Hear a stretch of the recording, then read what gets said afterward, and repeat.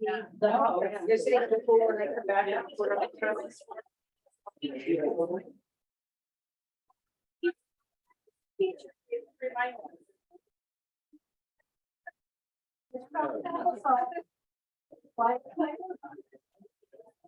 No. All right, time is 6:40. We will go ahead and call back to order for the business part of the meeting.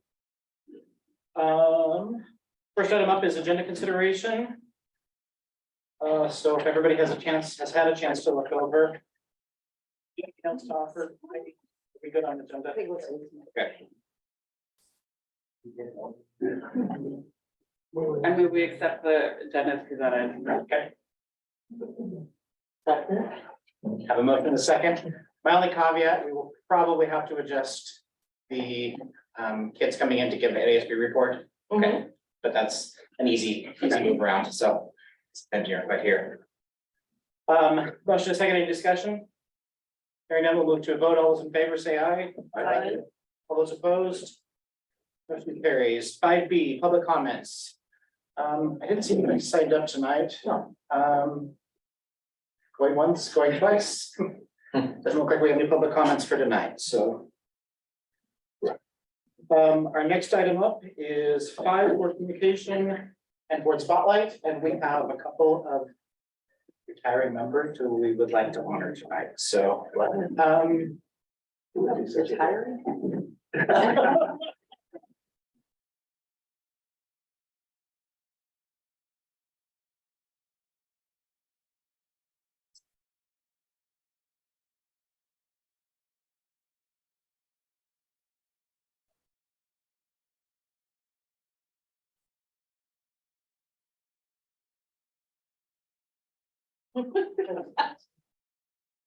Right, Ricardo. And come on up. So Ricardo joined the school board in 2018. We wanted to present him with a plaque for his service. He's been a great voice to have on this board. He's been a tireless volunteer with the folklore dancers. As a parent, he was involved with sports all the way up. My girls played sports with your family. So very much appreciate your dedication to the district, your willingness to serve, and your willingness to look out for the kids. So thank you very much.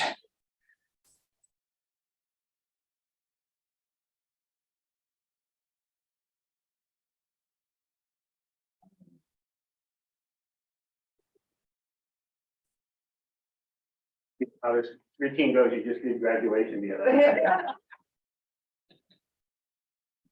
So Christy.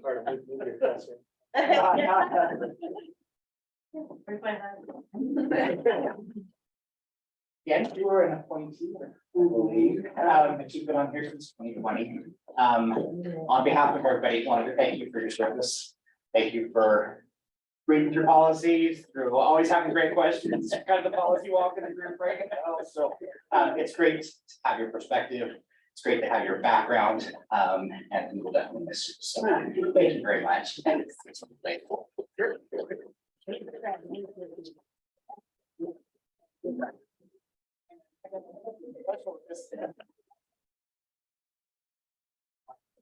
didn't get to practice. And then Bill. Thanks, Chris. Yeah.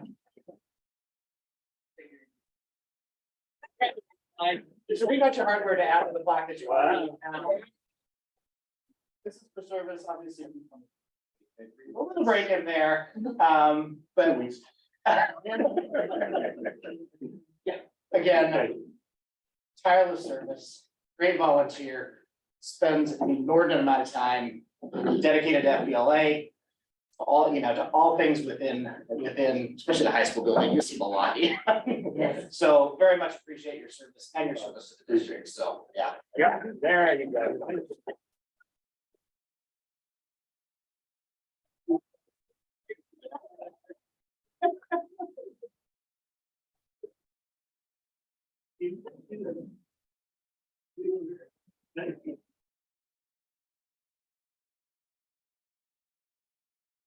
On terms of board spotlight, I've been working with Larry Craigshauser for probably about a year to coordinate donation of some stage lights for the theater program. Finally took possession of those.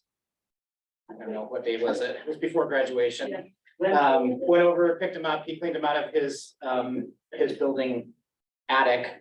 And so, he had a bunch of PARs, really a lot of PARs to donate, and quite a few LECOs, which are very, very expensive, stage lights. I think we're gonna have to do a little bit of looking at them, in terms of wattage, because the dimmer that we have currently doesn't handle the wattage limits. But Larry's been a long time supporter of theater, May Day. When I graduated, we had a fireworks display, which he coordinated, the night I graduated. So he's been a long time supporter and just really, really been, active. And so, we want to call him out for doing that and, let him know that we'll put those lights to good use. So. Thank you. Are we still waiting on you doing?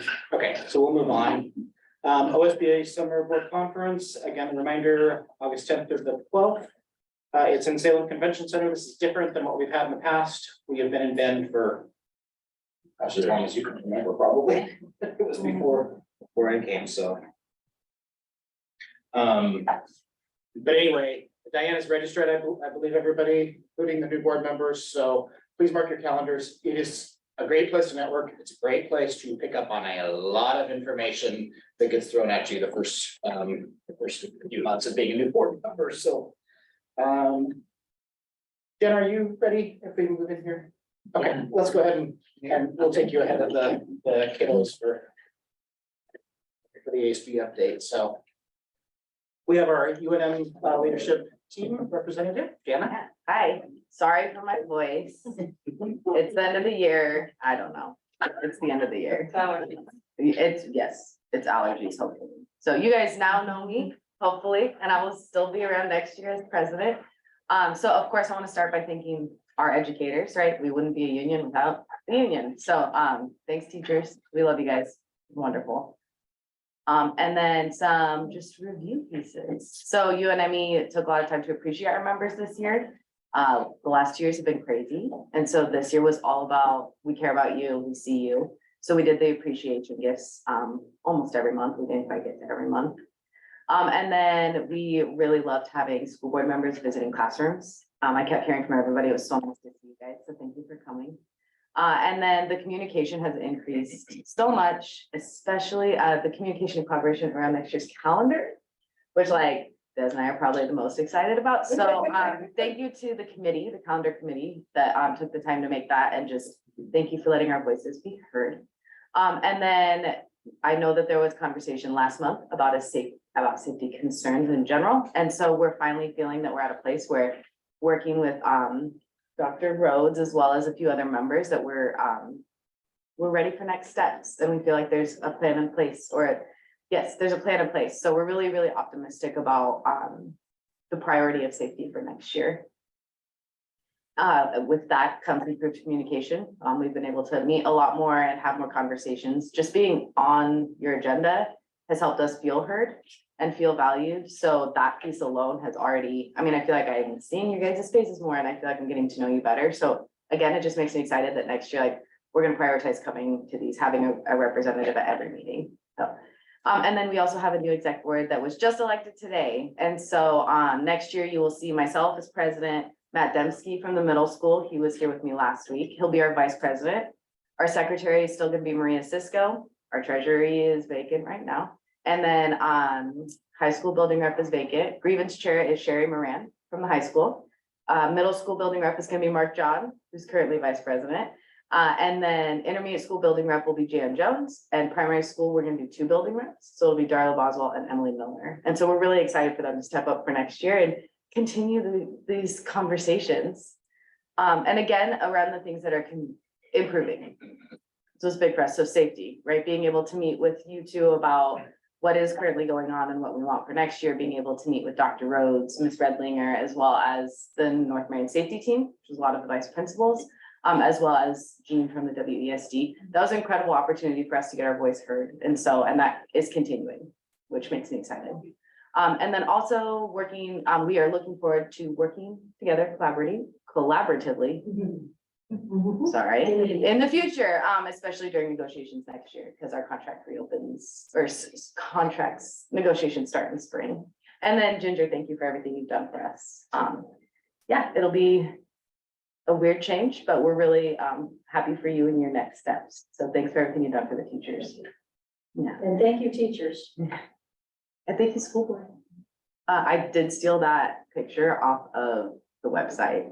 So some of you, you guys might need to add some new photos. I love the photos, but thank you, again, thank you. Like, we really do feel heard, and it's really nice working together. I think North Marion has so much potential with that, and the fact that we're all so together and on one building, sorry, on one street and one district, like, there's so much potential we have. So I'm just very optimistic and excited for next year. You can ask everyone. I keep saying that. I think next year's gonna be great. So thank you for everything again. And listening to my very weird voice. And there's our mission and vision, and then our contact information. So that's all I have for you. I think that was 5 minutes. I think I'm good. Good, well, thank you for joining the last, this last year and being part of the meeting, so yeah, very much appreciate it. So, Have a good summer. yeah. I was gonna say, have a great well, summer. register, I'm on. It will be full of adventure. All right, 5E, let's see, I don't have a lot to add to this. I don't know, do you have anything, Bill, insightful? It's really, or do you have anything further insightful? We've kind of covered some of it, and we're sort of at a pause with legislative type stuff, so. We're still have 10 minutes till, so I think we're gonna move on to number 6, school operations principal report. And we have a strategic plan quarterly update. If you are ready to present on that, Bill, we'll bring you up and do that.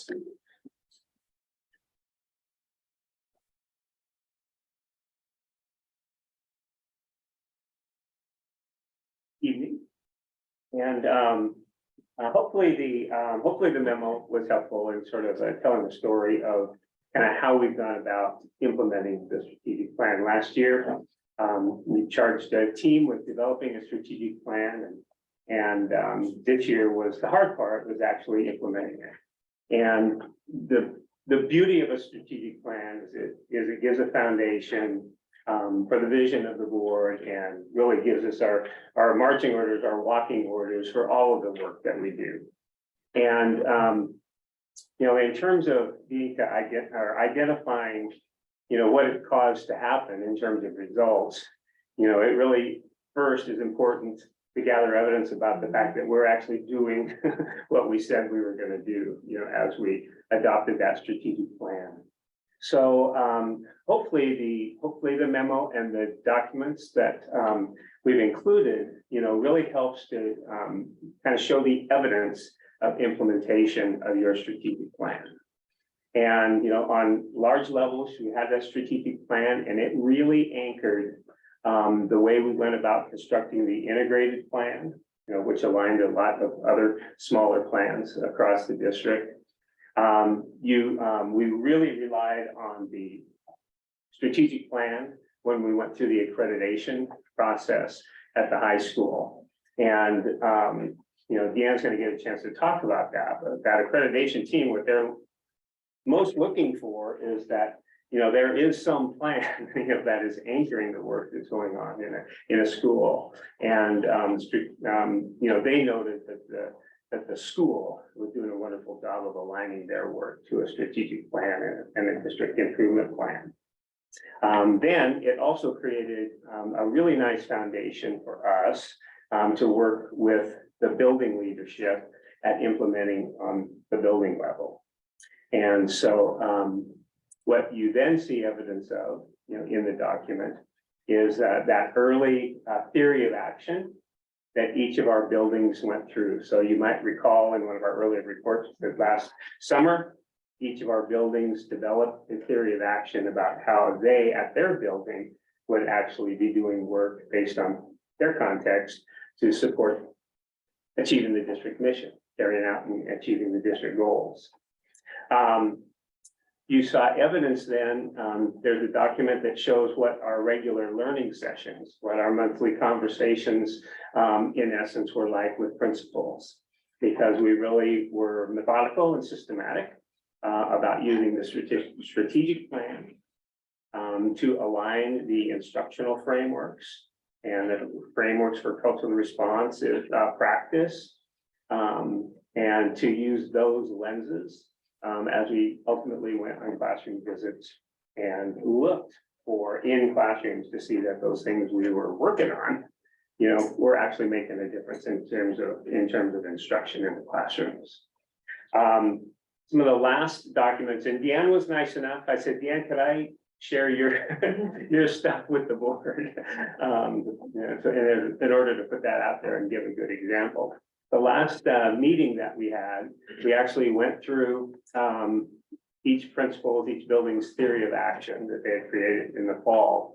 And they actually made notes about, the level to which they'd actually done what they said they were gonna do.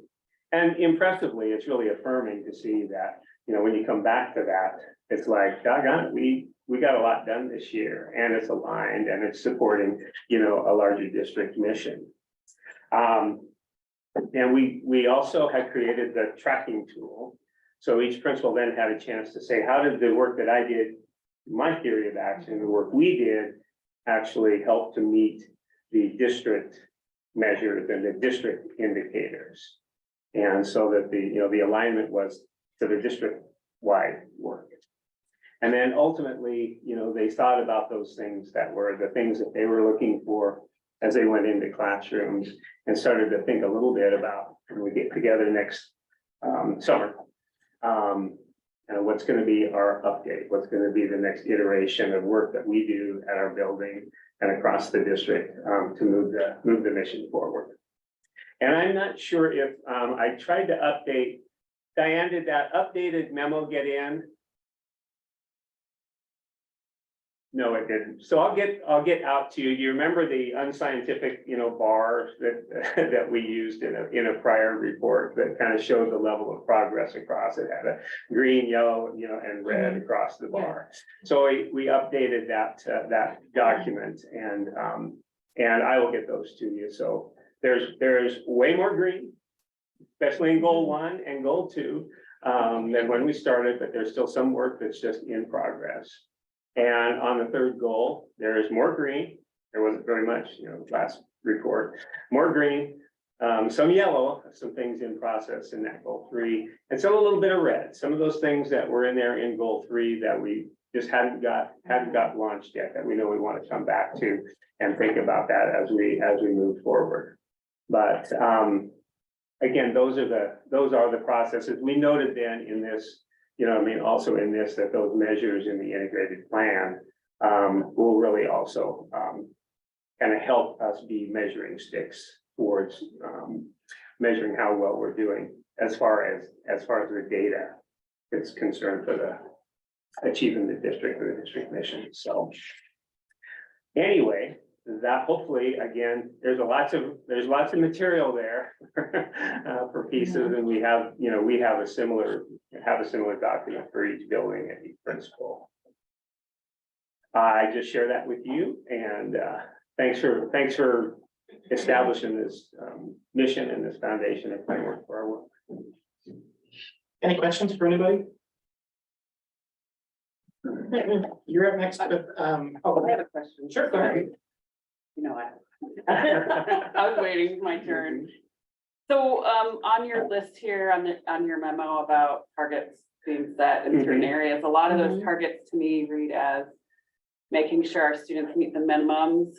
And one of our things in the strategic plan overall is to provide rigor for all students. And so how are you assessing rigor if it's not just a minimum, right? Yeah, that's a really good question, is these are kind of some of the types of things. So in the packet is also a what we call kind of our look for, our note taker, our look for note taker, and it has specific describes specific instructional practices that are related to the level of rigor and what students are actually doing and what they're actually experiencing in those classrooms. So that notion of rigor is at the classroom level in terms of the practices and experiences that kids are having. And there are also measures here that look at who and how much access the kids have to continuing higher level coursework and experiences in school. So where would we see that? So will that be on report, like how are we gonna see that access to the program? Yeah, so so that the last bullet in those measures, enrollment and representation in CTE and credit bearing courses is really what that is about. And so that'll be something that we will report very regularly, not just, overall numbers, but also disaggregating that to make sure that there's equity and access to those courses. So not to get ahead on the agenda, but will there be reports back on tag enrollment, tag? That should be an indicator target in here too, of that is reported back to. I think that's really important. And we had a little bit of this conversation. We didn't want to overload our reporting to the ODE responsibility. Yeah. That it's really important to have that at the local level. Well, I guess my point is, I understand that you have to report stuff to ODE, but if it's not on the report list, does it come back to the board? Does it get reviewed at this level if it's meeting the ODE requirements? And I think it has to come back to the board and needs to be part of that equation somewhere. Yeah, absolutely. And I know that that enrollment and strategies for diversifying enrollment in talent and gifted programs is part of the work that Des is doing and doing across the district, that we're paying attention to that. And I'm not trying to skirt the issue. Those measures that were listed here were, we didn't want to have to, we'd rather spend our time doing data for us, that we use. And those were the ones that happen to be tied into the integrated plan. Yeah, I mean, these alone would make a huge impact in the district. I'm not gonna deny that. But I think if we're really looking to pair up the strategic plan with these, then there's another set of things somewhere that need to still be reported. So. Yeah, and I'm with you, and we're like in that chicken or egg too. So if this is what we're trying to increase, we're all working hard on what strat, you know what I mean? What's the plan? You know what I mean? What's the plan? What are the strategies we're gonna use to actually cause that to happen? And that's actually the fun of school and leadership. Well, piggybacking on what Christy said, I think what really, and I'm just speaking for myself, not for the rest of the board, but what really we need is like some sort of communication that says, these are the components that we're gonna be tracking. This is what you can see before we start the school year so that we can keep an eye on it. So in including in this, I agree with Christy that, tag enrollment, college credit courses that are being taken, those kind of components, we hear a lot about them, but we never see that back end data. And that's really what we're searching for. Good. And those are things we want that data too. So we'll be building those systems. Yeah, I mean, this year we needed to reapprove whether we were gonna keep working with Chemeketa, right? We've never seen the data on how that actually plays out. It's all situational experience, right? Well, there are costs to the district to continue working on that program. And I think, if that is the district solution for rigor for some students, then there needs to be some hard reporting back on, is that fitting the bill or not? Does that work? Does it actually make a difference for those students? Does that help after they graduate?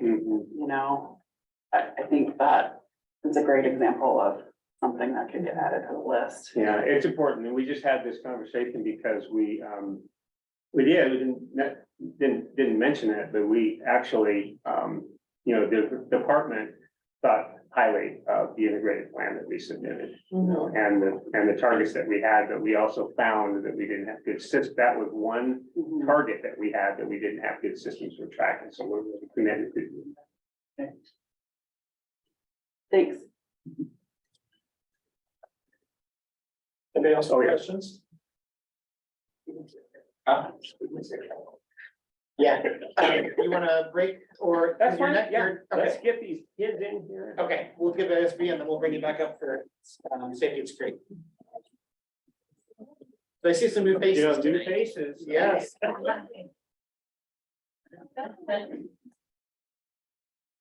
You can all bring them up. Yeah, there's, Just all bring just them up. grab another chair, just fine.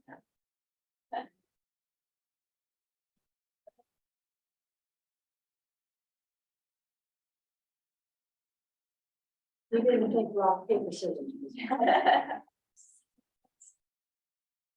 So first off, why don't you guys go ahead and introduce yourselves? I know we have come way, but I'm Kaden, I'm the ASU Vice President this year. congratulations. I'm Grace Davenport, I'm actually freshly graduated. And I'm here to represent the FBLA group that is going to Atlanta, Georgia. And I'll be the president next year for ASB. And I'll just say good evening to everyone. And I'd like to say thank you to all the school board members who are outgoing. We enjoyed meeting with you this year, and then welcome to all of our new school board members. And then say thank you to Ms. Redlinger, who will also be heading out. I really enjoyed working with you and our fun field trip you got to take us on. Okay, you wanna go first, you want? I would love to go first. All right, so. Is there anything specifically you want me to cover? No. This is your show. Right. So as I mentioned before, I'm here on behalf of the North Marion students that are going to Atlanta, Georgia for the National 2023 Business Leadership Conference. And we have been fundraising for that for the past, I would say maybe like 3 months, going on 3 months. And as we're getting closer and closer to actually going to Atlanta, I believe we're leaving on the 25th. We have gotten really close to meeting our goal of like fundraising, but we do have a little bit extra that we need to meet up. As of right now, we can afford to go, but that would be draining the club of pretty much all of its funds. And so, of course, as like the current, or I guess, kind of past president now of FBLA, I don't want to leave next year's president with nothing to support the club.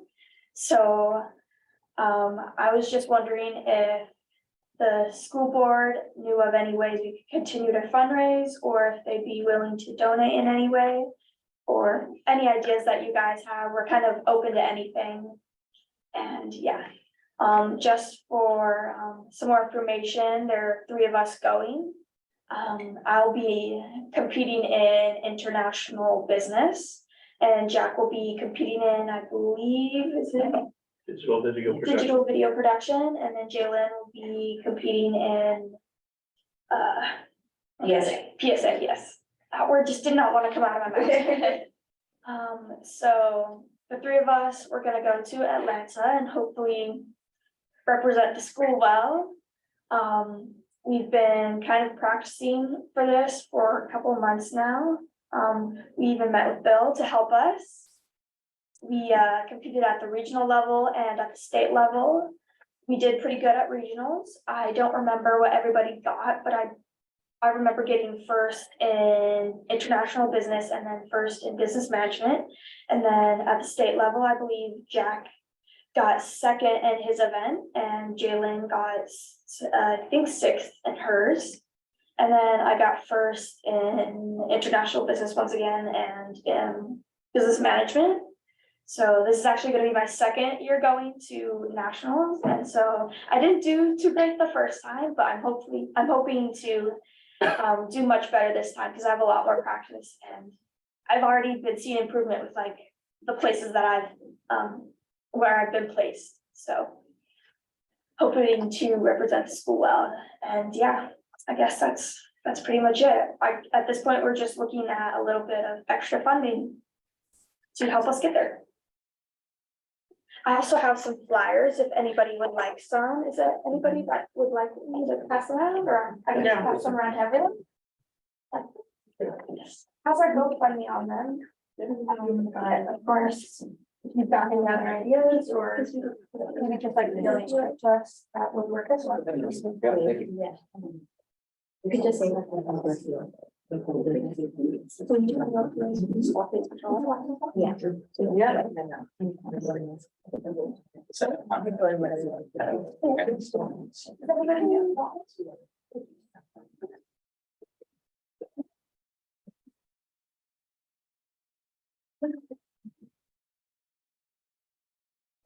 Then get that one.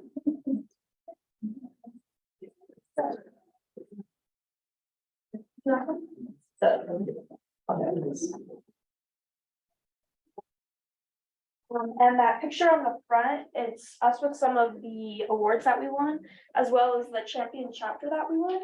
So one thing that FBLA has is a bunch of different things that you can do as a chapter to build your membership with FBLA and to get things like members, to donate to the community, to give your time to the community and such like that. We did a lot of the events that it required in order to get recognition. And so we are proud to say that North Marion got recognized as a champion chapter at the state level for, I guess, just being a good FBLA chapter and contributing. And we are also, I believe, going to be recognized at the national level as well. So that's what that poster kind of at the bottom. You can't see all of it, but just the top part, is what that is for. So I want to point out that Grace got one of the 4 places of who's who in FBLA in the state of Oregon. That as well. Yeah. And if you didn't know, she has a full ride for 4 years and Notre Dame.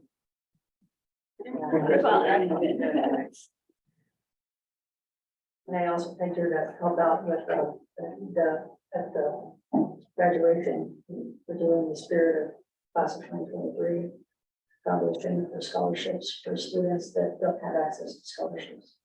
And we need a few people to help me put that together, that team together, who's gonna help review certain criteria, and Grace is probably one of the people. I look forward to that as well. I'll give the floor to my ASB members. Thank you, Grace. Thanks, Grace. Okay, so for our ASB club report of all different clubs at the high school, we'll start with ASB. So we had a very fun month of May, when we got to go to Salem Ropes as like a team bonding activity. And also we had a ASB photo shoot to end the year off and just kind of commemorate everything and for memories with Jonathan Simons, who's a Portland photographer and who did that for us, which was really nice. And then additionally, we had a final meeting where we congratulated and honored all of our 14 ASB seniors. I feel like that's a record. We had amazing participation.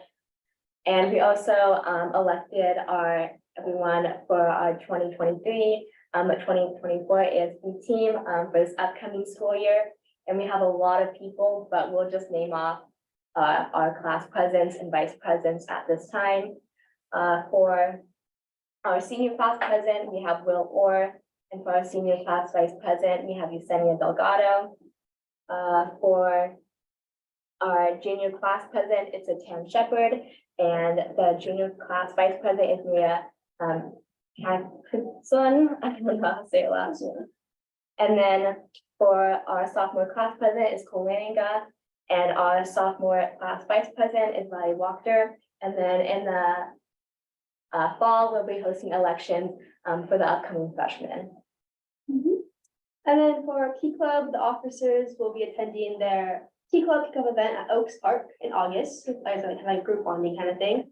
And they also have some members helping the PTO at the meet and greet on June 10th. And they hope to have some students help at the Relay for Life on July 17th. So Grace already covered a lot about FBLA and what they're doing for nationals, but they kind of wrapped up their like everything for the club this year. and had their final big brother, big sister meeting with all their littles on the football field. For Mecca, they recently attended a Mecca conference in May. Oh, I'm so sorry. A Mecca conference in May at Western University to meet others from all around the state. And they also performed at the middle school awards banquet and graduation for their very last time. They had a very, they've had their final celebration for the year and showed appreciation to all their seniors who are leaving, and they're excited to be planning a beach trip this summer. For FFA, they had a successful plant sale in early May and their awards banquet on the 20th to celebrate the year. They're also looking forward to the members who will be showing livestock, including sheep, goats, hogs, beef, chickens, rabbits, and cabbies, and also exhibiting crops, art, wool, and other projects at the Marion County Fair, and they would be very happy to see you. Our drama club presented a free comedy show on May 24th with great audience turnout and lots of laughs and smiles. And on June 6th, they had their pizza party. Seniors got their drama stoles and were elected officers for 23 and 24. Rehearsal for the summer improv show will be held on Tuesdays at 6:30, beginning on June 20th, with a free show planned for mid-August. For Awesome, they recognized a Mental Health Awareness Month with a student art show, a sidewalk chalk activity that was in the courtyard, lots of fun. In addition to welcoming Marion County Health to visit during lunches and with their Life is Better with You Here info table. Our NAHS, National Arts Honor Society, completed the primary school shed out in the playground. It looks absolutely great. They did great on it. And it's now in place. And Miss Hunt and her team, along with Miss Moran, are going to figure out shelving and storage ideas. NAHS also welcomed new members into the chapter with a lovely dessert and award ceremony. For yearbook, they are drenched in completing their pages for this school year. Entrenched, not entrenched. The students are planning on using the week after school to complete the last topics instead of access to videos that were taken and submitted, such as the times during HOCO by the cheerleaders and some May Day highlights as well. The lead editors for next year are already trying to figure out their plans and are talking about attending a training session in September located in Denver, Colorado. So that'd be very cool. I'm sure they need support for that. Skills USA are going to be volunteering at the Hubbard Hop Festival in July, and they're also planning their officer retreats to hopefully coincide with P Club's trip to Oaks Park in August. This will be a very nice team building event for our junior and senior officers next year. They have about 3 or 4 members who will be actively participating in the culinary arts and baking and pastry next school year in preparation for the state conference held in the spring next year. And then Chef Eric at the high school will also be taking over Skills USA for the next year, so that'll be very exciting. And then for robotics, Robotics Club has started their preliminary planning meetings for next season in the last few Mondays of this year. Their last one will be next week, and the meetings will resume in the fall from September 11th through 15th. And finally, the National Honor Society helped, a couple of their members held at the middle school award ceremony last week, and they recently tapped in all their new members in the tapping ceremony. And we also celebrated a huge success of blood drives in May and November. Through community and school support, NHS members are also working together they work together to collect 105 pints of blood at their 2 most recent blood drives. It's a huge accomplishment for them. And I think that pretty much ends the club recap. Yeah. Do you all have any questions or comments? Sounds great. Thank you. Yeah. Thank you guys so much. Thanks for coming. Have a good evening.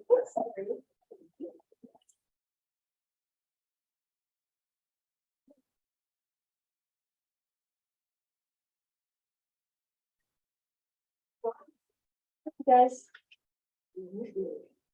Yeah, Grace.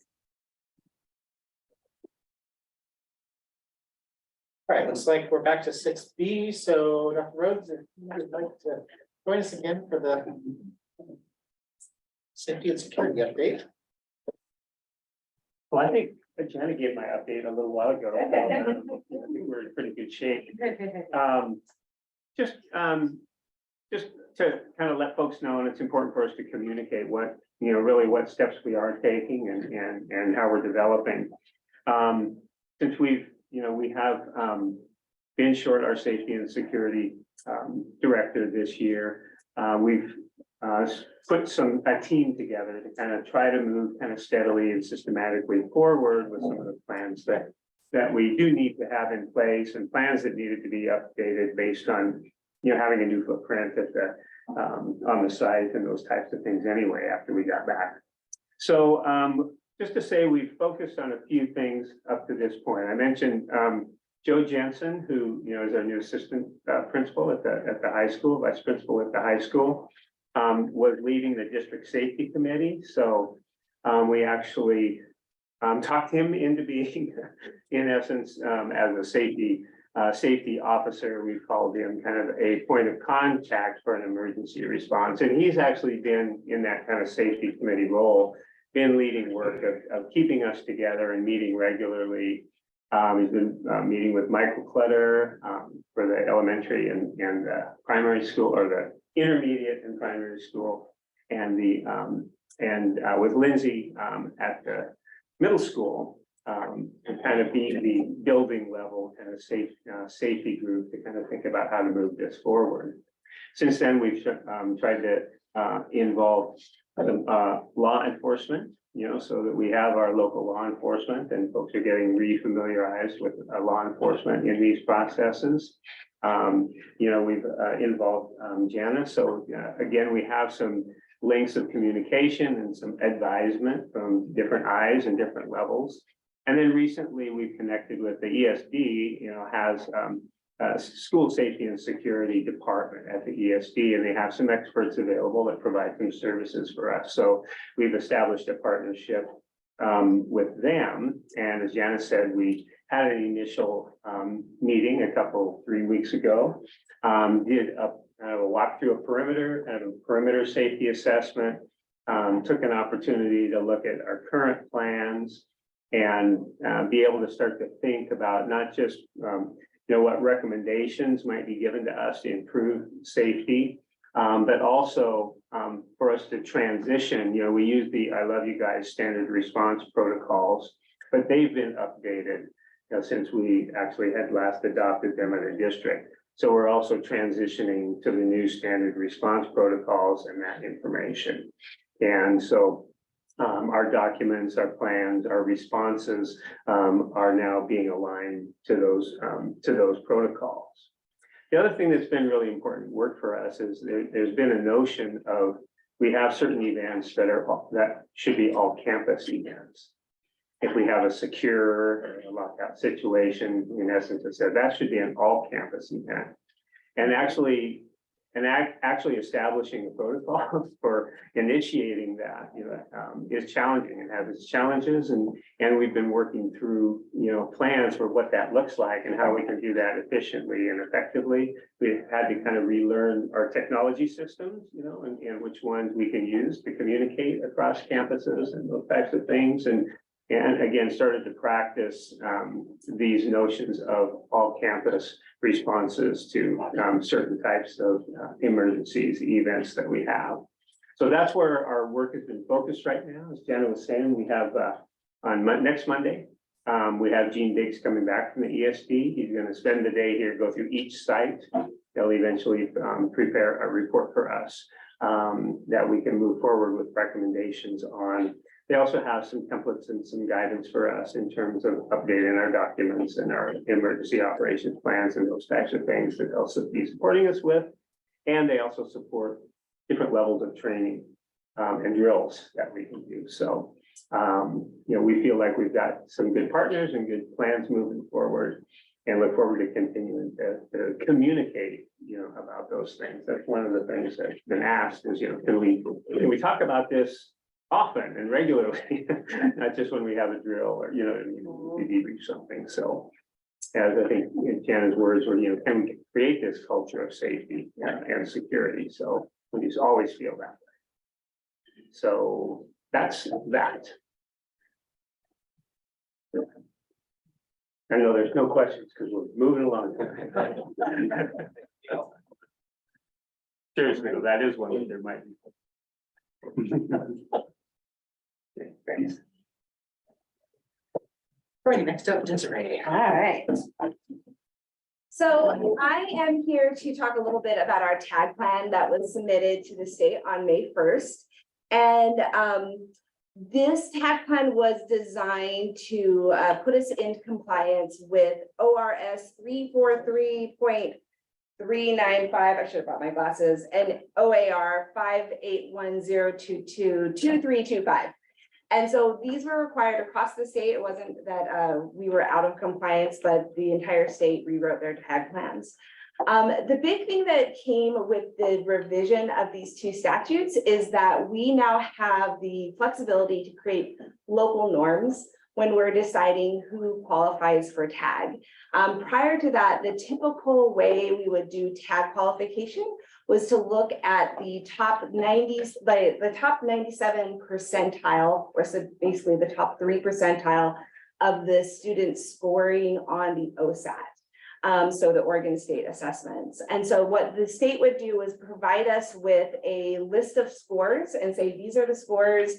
If your student scored above this range in 3rd grade and 5th grade, et cetera, then they are in the top 3% in the state and they might qualify for tag. What the new regulation gives us is flexibility to say, who are the students in our district who need tag services? So rather than saying a score gives you the need for tag services, instead it's who are the students who we see evidence that whether through test scores, through observations, through teacher feedback, through parent feedback, may need additional supports and services in order to meet their specialized way they approach learning. It might be because they're learning at a different rate. It might be that they're at a higher level of learning. So how do we provide support for them? So within our tag plan that we submitted to the state, we identified some ways that we are going to start to establish those local norms. And we identified pathways in which we can start to identify tag students. We identified 3 specific pathways. The first is through either teacher or parent recommendation, and we adopt is the wrong word, but we are using a tool called the SIGS-2, which is a nationally normed checklist that we can give to parents or we can give to teachers to say, what are some traits that are typical for tag students that you observe in your student? And then that would tell us some information about their tag potential. We also are going to look still at our normed tests. So both the OSAT tests, some of those locally designed assessments that not designed, but locally administered assessments, universal assessments that we give at every grade level, much like what we've been talking about today.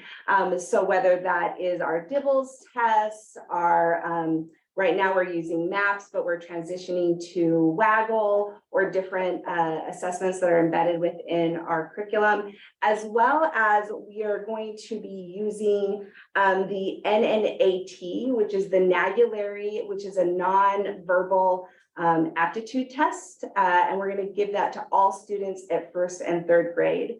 And that will give us some baseline data in terms of who are our top performers within the district. The great thing about this assessment is that because it's nonverbal, it's really culturally responsive. Students do not have to be proficient in English to be able to take it. It's about pattern recognition and differentiation of thought. And we see that scores actually at younger grades are higher. So we're excited to be able to get this data with some of our youngest learners and identify them early in terms of getting them the right supports. So we're looking at how do we expand the tools we use to identify students. And the third pathway that we've identified is our regular kind of MTSS, RTI systems. So those teams of teachers who are bringing kids to the table and say, these students need services. And typically when we think about those type of services, we think about students who maybe are needing differentiation because of a gap in their learning. But the reality, these teams are really about 100%. How do we get 100% of our kids getting their needs met? And so our tag kids are included in that. And so we're going to be giving teachers training about how do you identify tag students so that you can bring their names to the table. And from there, we would use a combination of teacher observation and test data to determine. All of the state requirements say that we have to have a predominance of evidence. So all of these things become the baseline that trigger a examination about whether or not a student would qualify for tag. We then say, okay, now that we have this baseline information, a high test score, an observation from a teacher, a recommendation from a parent, we then do further review of that student to determine, do they have other things that we want to make sure we are identifying? So looking at auto test scores, interviewing the student, potentially administering additional tests to see if we can get additional data for them. From there, if they qualify, we are redesigning our personalized education plan. So it is the tag equivalent of an IEP, the PEP. And those personalized education plans are about how we provide services for our students. And so we're really looking at how to change how we approach those so that those plans are really designed around students' specific needs and making sure that both their unique maybe approach to learning as well as their rate and level are addressed within those plans. So that is the kind of big overview of the system. On top of that, our tag plan put forth some of the exact questions you're asking about, Christy. So when can we communicate to the board? We are really excited to have this year's as some baseline data so that we can start some deeper identification in the fall. We didn't want to use last year's test scores because they were really all over the place last year, being kind of first year back testing. So this year we're seeing some really good improvement of our scores, and we believe that it's a good set of baseline data that we can use. And again, we'll be administering those different assessments next year. So we have that baseline data. Right now, our data in terms of how many students we have identified, we're at about 2% of our students are identified as tagged. And the state would like us to be anywhere between 5 to 10% of our student population. So that is our goal, is to how do we increase our tools that we use so that we are catching more kids in that tag net and getting them the right services. And part of that is going to also be providing training for the people who are on the front lines, helping teachers recognize not only how to serve our tag students better, but how to recognize tag students. And that's a tricky one because tag students don't always look like what we want them to look like. And as I know that there are several of you who have tag students at home, and they're not always like the students who are turning in all their work and sitting quietly. But they are often the students who are frustrated, bored, pushing back, doing their own thing, getting really hyper-focused on the thing they want to do, but not what the teacher wants them to do. And those are easy to kind of categorize as something other than tag. So we're really working to help teachers understand all the different ways that tag can appear and making sure that we are using a breadth of tools to get students identified and the right services. So we're really looking forward to that. The other part of the plan is just around increasing communication with our tag families, getting them the supports they need, as well as increasing our communication with you, the board, and increasing our communication with the generalized public so that they know how to get their student identified for tag if they feel like they need those additional services. So we're excited to have this plan in place, and we should be hearing more from the state in terms of feedback soon. And when that comes, I'll let you know. Otherwise, this has been posted to our web, and we are already putting in tools into place, including we'll be creating an online way for parents to fill out that initial tag recommendation form so that it's easy access to all of our families in English and Spanish. So with that, we look forward to next year. Any questions? Like looking at me, Ginger. The test score marker that you're using, identify that was one of the 3 legs of the. Yes. One of the 3 legs. Are you taking the 3% for the top 3% across the state average or across the district average? Yeah, so the state won't be giving us those averages anymore for the state. Okay. So instead, we're gonna look at North Marion.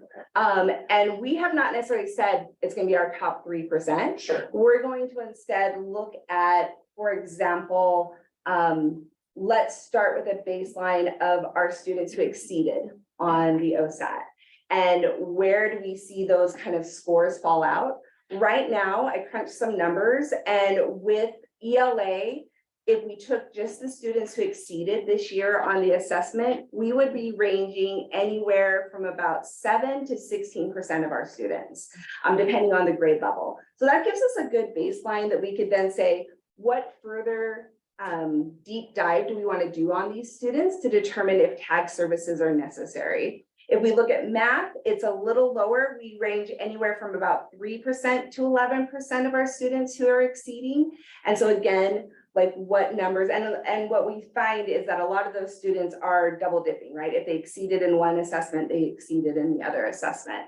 So that would be kind of our baseline. And then once we have that data, we can start norming ourselves to see, like, is this kind of falling out into the top 5% of students or the top 10%?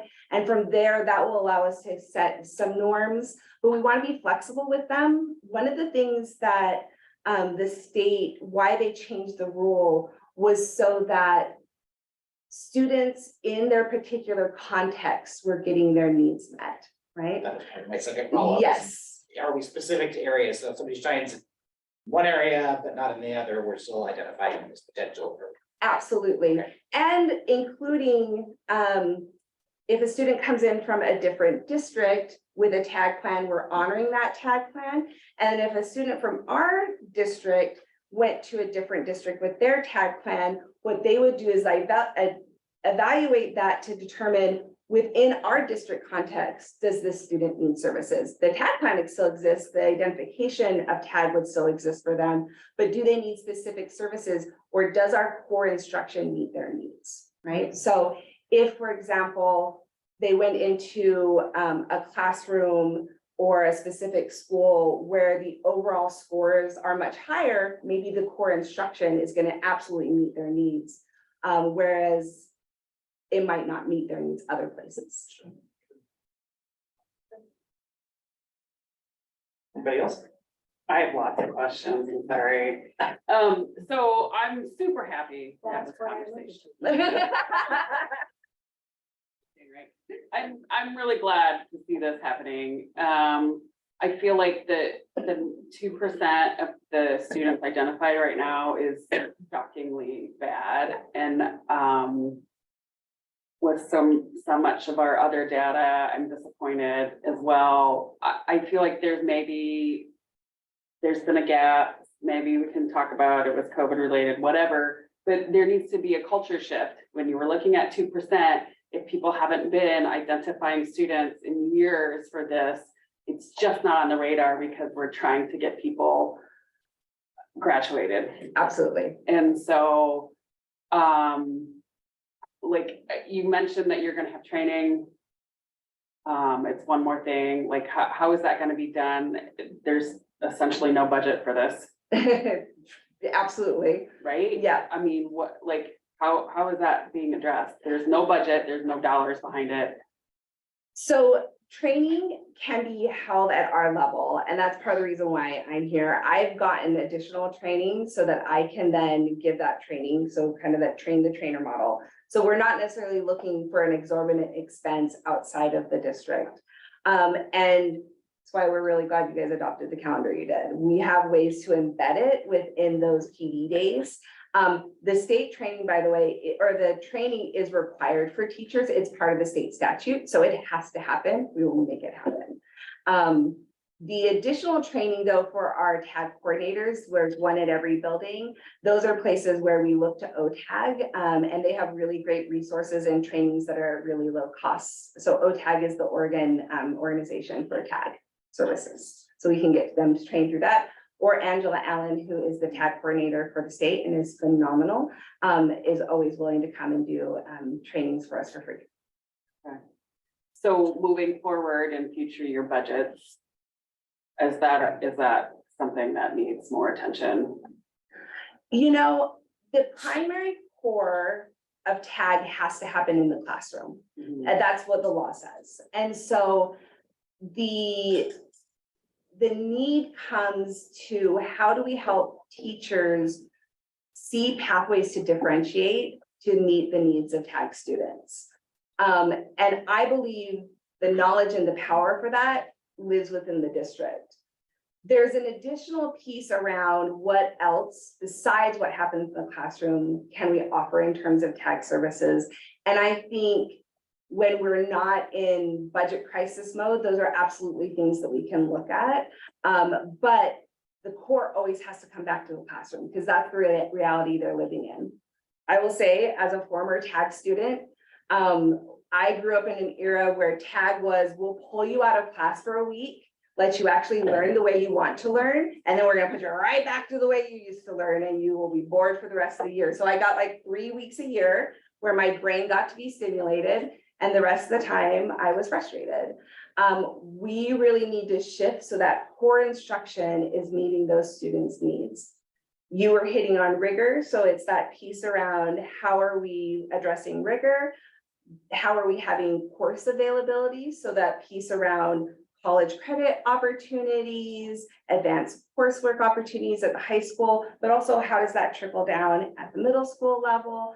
And then when we're at the elementary school classroom, how are we using grouping strategies? How are we using opportunities to walk to learn when maybe they get to go to a higher grade level? We have several students this year who are third graders who are taking fourth grade math, et cetera. So those type of opportunities, how do we get creative so we make sure that core instruction, what a kid is experiencing every day, is meeting their tag needs?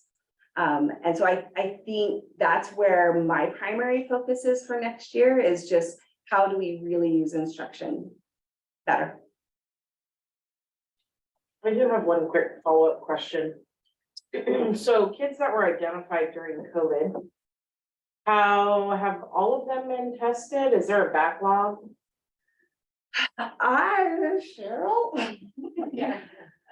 So there was a backlog, and so we've been working on that because a lot of our assessments were in-person assessments during COVID. And so the last 2 years, we have been doing more testing than we were able to do during COVID. So we've been making up for that and catching a lot of kiddos, especially younger students. So we've been working on that over the last. So is the backlog cleared or not? We're pretty much at a clear spot, but what we don't have is we have the backlog of kids where we're like, we should do some testing, that's done. We're caught up with that, except for I got one yesterday. So, we're gonna get him caught up. The piece we're missing is who are kids that weren't identified because we weren't getting those test scores. Where if we were getting those test scores, they would have been in there. And that will happen starting in September. We have to wait for OSAT data to be cleared out. Like they're gonna say, yes, it's ready, the scores are good. Once I have that, then we will have a list of students that are in that exceeds category where we can start going, who do we want to do a deeper dive to? And so then we will create a whole new backlog for ourselves, a best kind of backlog, which is how do we start to do file reviews and take a deeper dive into that student population. And that has to be K-12. So who owns the backlog? That's me. Okay. Just checking. Yep. We have like so much turnover that I've heard from another besides myself, like people have reached out to us, we emailed back, nothing. So Yeah. send them my way for Okay. sure.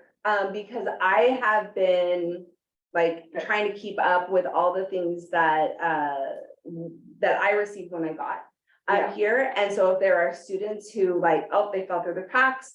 But I know that I was having a lot of those parent meetings early on in the fall, cleaning up some plans and making sure they got the supports they needed. Okay. Including part of that increased communication is going to be about making sure families are having a more active role in that design of the PEP, the learning education, the personalized education plan. And so that's the other piece is if you hear from families around their needs aren't being met, my kid's still bored. Me. Okay. Even when there is a building coordinator, those people work with me and we coordinate together to redesign. So my life. Do the tag building coordinators, are they always on the curriculum adoption committee such that, when we're doing like they need that differentiation, right? So if we Absolutely. don't have the tools, are they always there? Not- No, not necessarily, just because most of them are classroom teachers with this, like the high school, for example, Tully is our tag coordinator, so he wouldn't necessarily be on the math one because his expertise is there. But I'm on every single one of them and I have that tag coordination training as well. So that I will tell you with our math, that was a huge one. Both at the high school level, like thinking about when we get to that place of differentiation, how does that core +2 really meet our tag students' needs? And then at the elementary level, really, we took a deep dive on our rubric around all those different places where differentiation is needed. ELD, SPED, and tag, like where, so using the math as an example, I would say universally with the curriculum we picked, they had really good problem sets where they could say, if you are tagged, give them this problem, it's meeting the state standard, but it's getting to that deeper like DOK4, which is how do I explore and really own this knowledge versus just recall how to do it. And so we were looking for problem sets that really allowed teachers to have the tool to meet that tag student's need in the moment. So yeah, that was it was a huge lens that we brought to the work. Yeah, I mean, I realize that like getting the student learning right, that puts an extra load on the teacher. Which is an extra load. So if they have their curriculum available, if they have the tools available. Absolutely. Yep. I don't have any more questions right now. Richard, did you have a question? No, thank you. Anybody else? Thank you. Okay, thank you. Cheryl?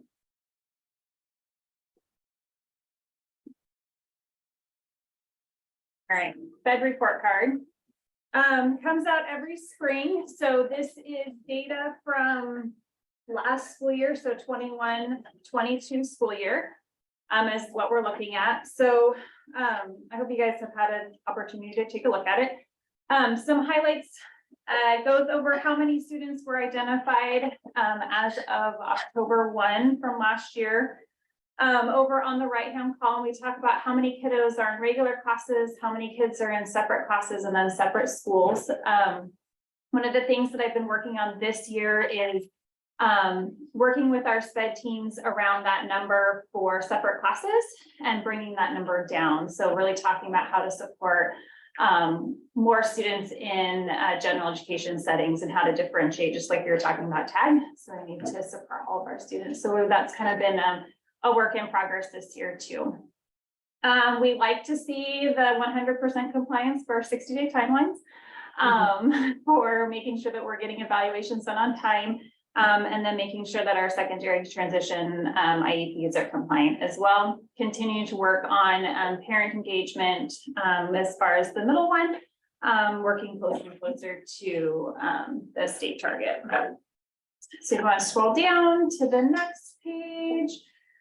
So talking about on the right, again, goes over some information around making sure that we are not disproportionately identifying or disciplining students experiencing disability. So all good news over in that area. Some things that kind of caught my eye when this came out was our graduation rate is lower than it has been. And so I did some digging. Okay, why is this the way that it is and what's going on? Because it's significantly lower than it has been in the past.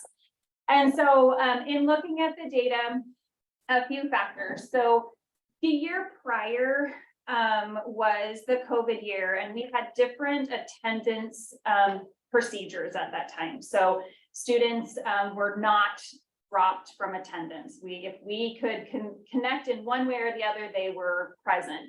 We didn't have 10-day drop rule, that sort of thing. So the following year, which was last year, 10-day drop rule came back into play. And then a lot of students were also enrolled at the beginning of the year, but then never actually showed up. And so we have some processes and procedures and our number was much higher. So typically we have about 20 students, 23 students in that group.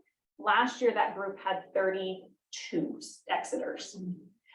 So thinking about students who graduated with a modified or regular diploma. And then we have another group of students who did drop out, and then we have students who either reached maximum age of maturity, so that's age out 21. Students experiencing disabilities, some will be eligible through 21, and then we have a couple students who received certificates of attendance. A few of these students in this specific cohort group that were in this data set did come back this year, and several of them are working towards getting their diplomas. We've had several students enroll in other districts since this data was compiled. What we do is we always do a 1 year out exit follow-up interview. So those are happening right now. So this data set, we will be personally calling these 32 students. And we have questions that we ask as a follow-up of, what are you doing now? Things like that. And so those are happening now, and then we review that and go forward and be able to make programmable adjustments around that too.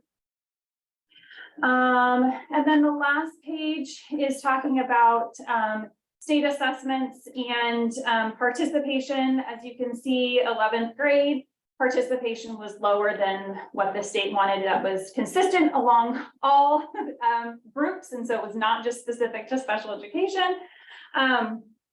And proficiency rates, you can see 11th grade for ELA, we dipped down a little bit, but we've dipped down lower than we'd like that to see. Alternatives assessment suppressed means that there's too few students to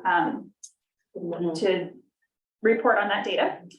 And then looking at that gap. So again, we're looking at ways to bring that gap closer together, ways that we can support our students and really help our students be successful in as many general education settings as they can. And again, with that rigor, right? So if we have students in settings where they can access their education with supports, then that's our ultimate. Can you repeat the part about the 11th grade participation? I don't understand what you were saying. So, so for participation for 11th grade, in the state assessment was 56%, and you can see the Oregon target wanted 95%. All of 11th grade last year, participation in state assessments was low. So that is consistent with, what all of our 11th grade was participation. Yeah, it was low. So it wasn't just that our students experiencing disability had low participation in state assessments. It was all our 11th graders were their participation was low in the state assessment. So it wasn't particular to this subset of students. Hi, Richard. Just a question on the exit interviews for students or families that move their students from our district to a different district. Do we ask them why they left our district and moved to a different district? I mean, as a way of sort of helping us learn from that. That's a really good question. I'd have to go back and look, because typically it's a year after graduation. So it's typically not those students who are moving as an 11th grader or 10th grader. These are follow-ups from exiting school. So exiting either with a diploma, exiting with an alternative certificate, aging out. So I'm not sure that the form asked that specific question, but I think it would be interesting for others for what you're asking, right? Yeah. Anything else? Anybody else? Thank you, Cheryl. Yeah.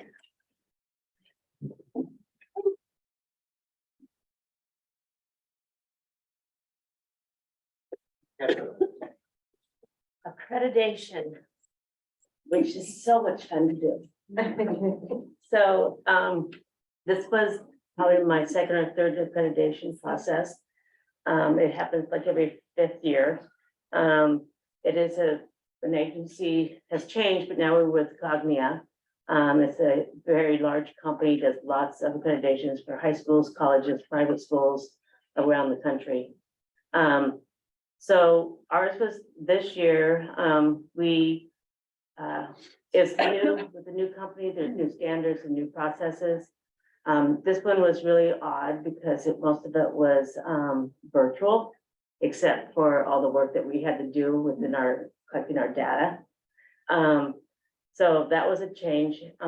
We also had to write up our own report, because before you had a visitation and they came in, saw your data and write their report. So we wrote their report for them.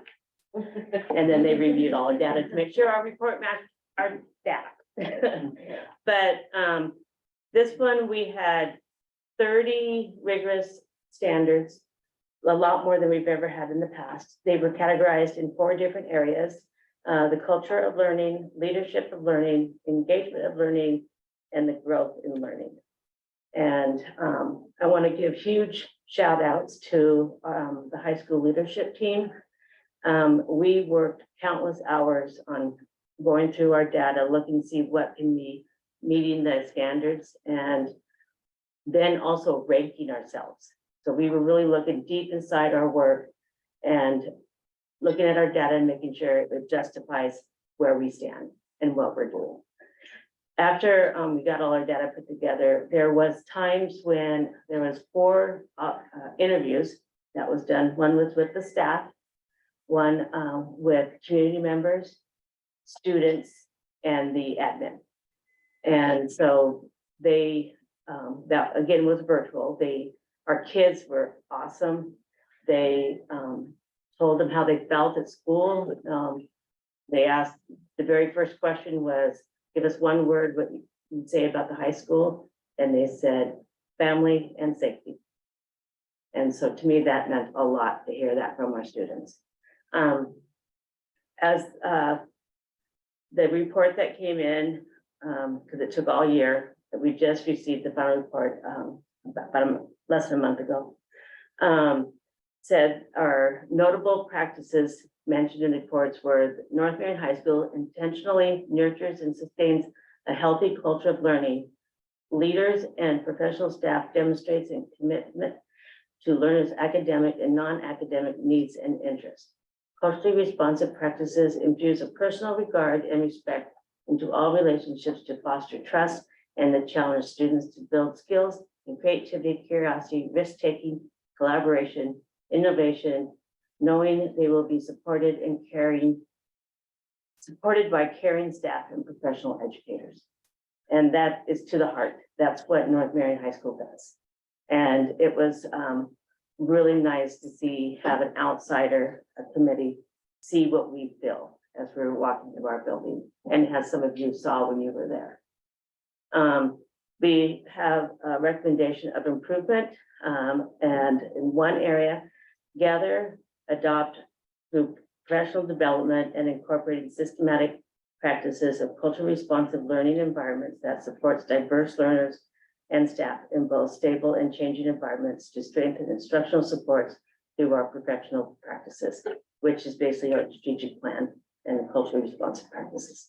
So it was nice having this big project going on that worked hand in hand with the strategic plan and all the other stuff that we were doing within the district. So it was very positive, tough project, but our staff was kudos for all that hard work they did. And our person that we worked with Cognia, praised us every step of the way. And that was really nice, meeting with her once a month and going over all the processes. So I just want to let you know how we did, and what we are improving was already on our list of what we were planning on doing next year. And you have a copy of that report in the memo. Any questions? Just thank you for all your hard work. I know that that's a huge undertaking. Yeah. And you have to be diligent throughout the year. Yes. Just a side note, the score for us, it's 300 or above, and we were at 350. So we looked good. Good. Thank you. Great. Thank you.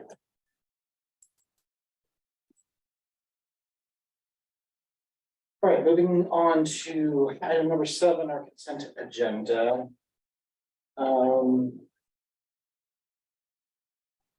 I would like to pull out item A for a change in the consent agenda. I don't know, do I need to make a motion on that? That would be procedural the right way. What do you mean pull it out? For discussion? You have to approve it separately. Right, so we can approve them separately, right? Let's Well, go to that- item A first and then, Well, not by like the definition of consent agenda, we have to read the consent agenda to make it a separate item. okay. So I'll make a motion that we remove item A from the consent agenda.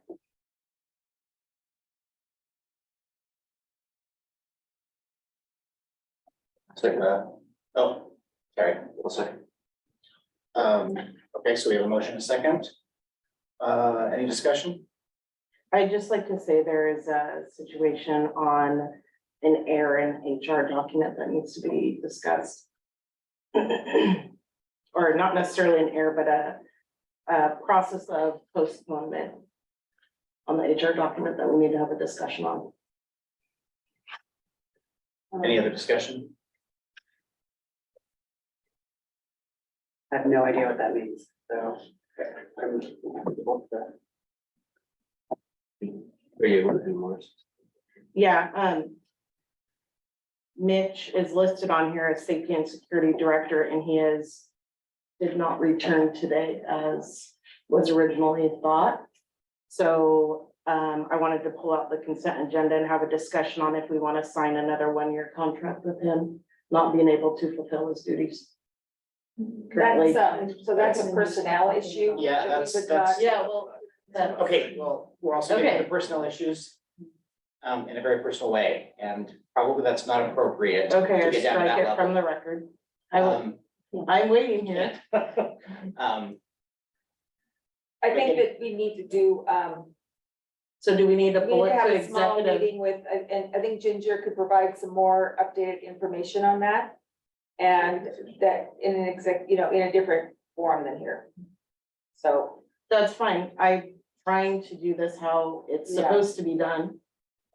not at the last minute, so I still agree with one. I recommend that you do exactly what's proposed for now, but at this particular moment, even because of this, it is the best step forward is to approve what's in front of us. Not handled at this level, but at a different level, that we can just approve what's before us now. And then it's kind of more operational side that Ginger can address later.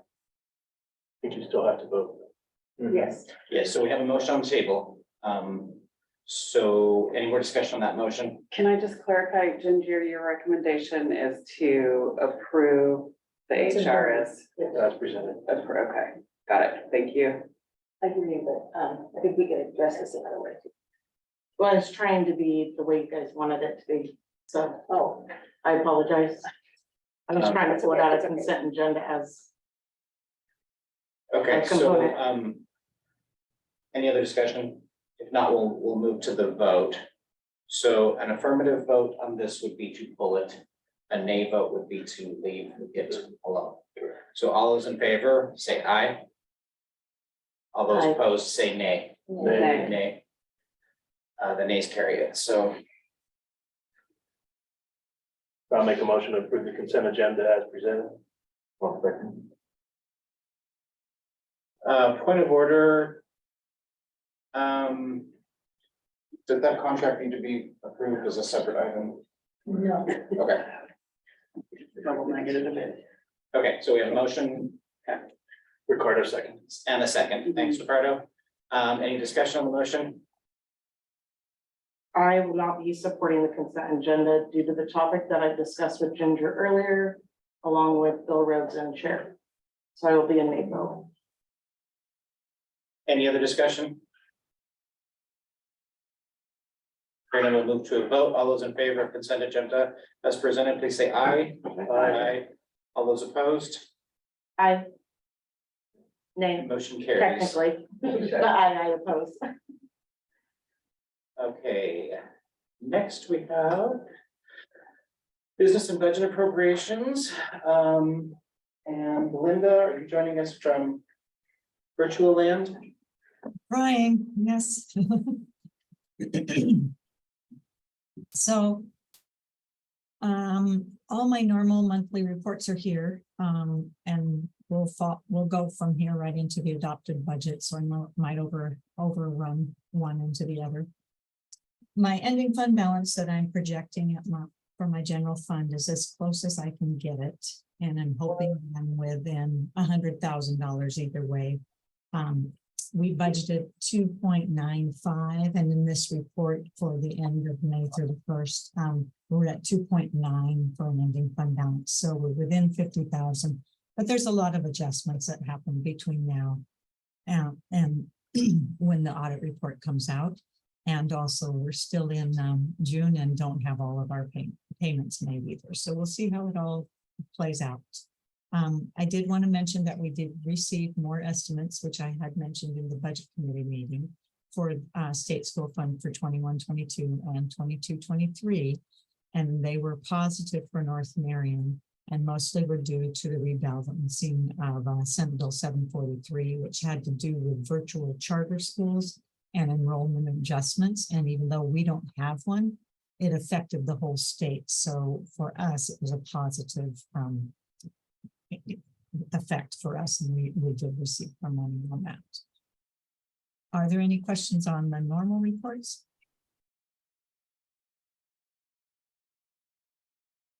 Nobody's raising their hands, so. Okay, so now I would like you guys to approve the adopted budget. It has changed a little bit from what we approved as a budget committee, and that is because we did receive more money from the state. They're going from 9.9 to 10.2 billion. Sorry, we have not received it yet, but we should receive it by the end of the 23-24 school year. So I've put the $382,000 into this budget so that some in contingency and some in the actual appropriation, so that if we needed to spend it, we can spend it. But I did save $140,000 back into contingency so that we have it for next year, which is, we all know when we're going to need it because of the ESSER funds going away. So if there are any questions, I'm happy to answer it. If not, I'll let you guys do the resolutions. Any questions?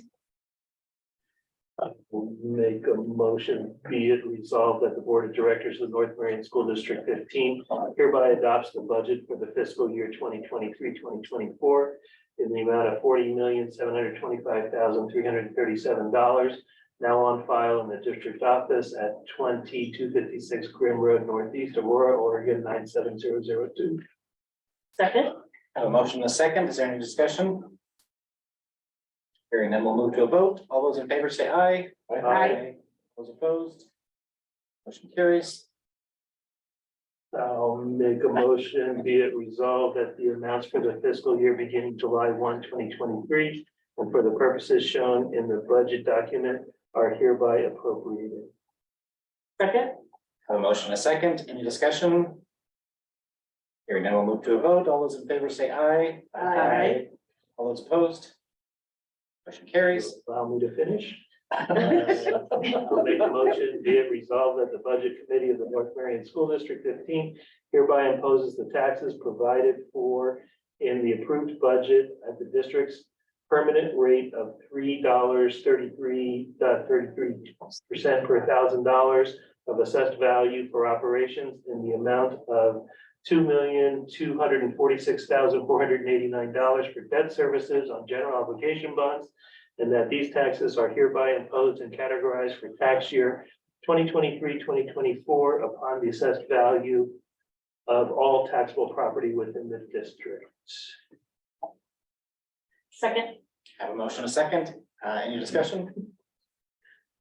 Hearing none, we'll move to a vote. All those in favor, please say aye. Aye. All those opposed? Thank you so much, everyone. Thanks, Linda. Thanks for the report and work. Yep.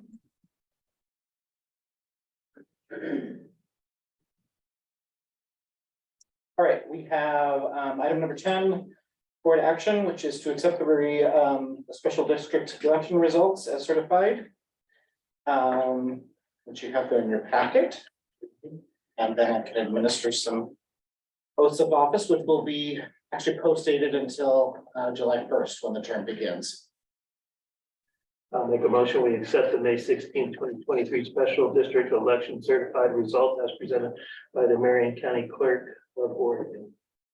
And I'll second. I have a motion and a second. Any discussion? And then we'll move to a vote. All those in favor, please say aye. Aye. All those opposed? Motion carries.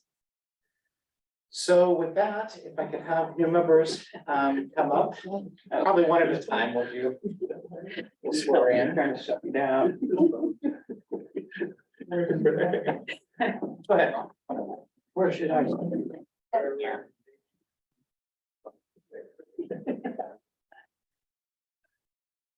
All right, right hand up. I, and then state your name.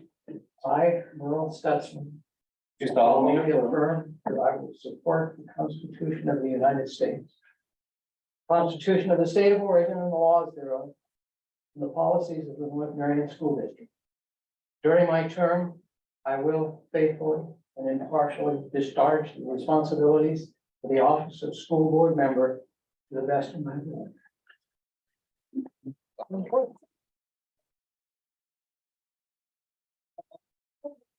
How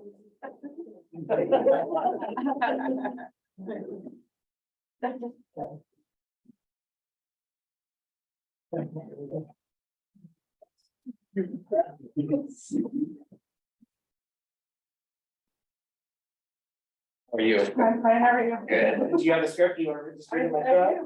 Alrighty, so if you raise your right hand and then repeat or just read out that would be great.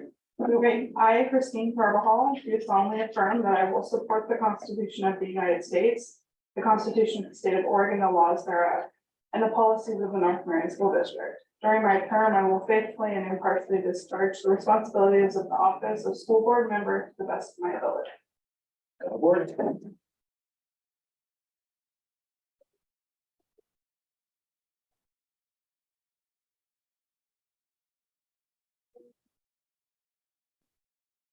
You good to go with that?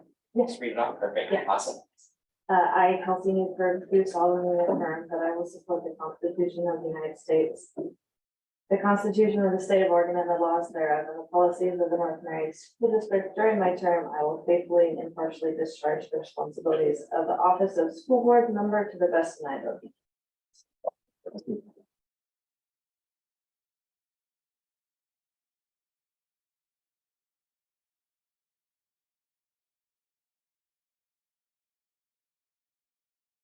Thanks, you guys. Now that you're, just a little bit of housekeeping, now that the results are certified and accepted, you guys will have email accounts. I think Diane will be on that fairly quickly.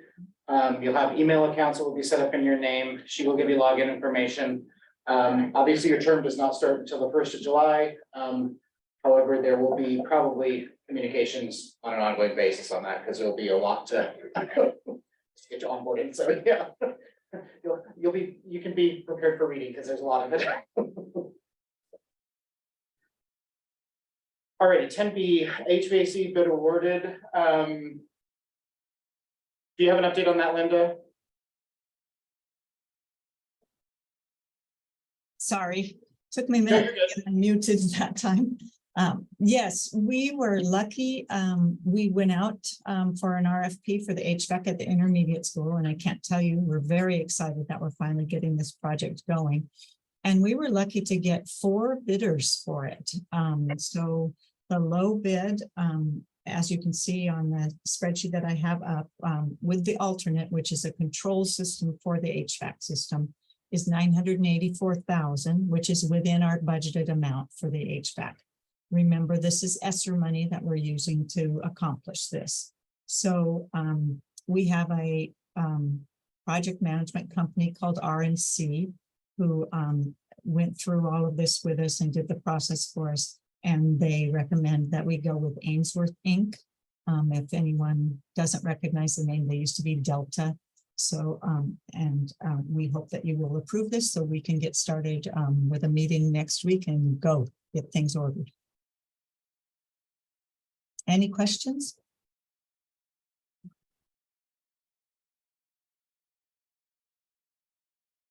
Ready? I'll make a motion, we accept the HVAC bid as recommended by the administration team. I'll second. Have a motion and a second. Is there any discussion? Hearing none, we'll move to a vote. All those in favor, please say aye. Aye. All those opposed?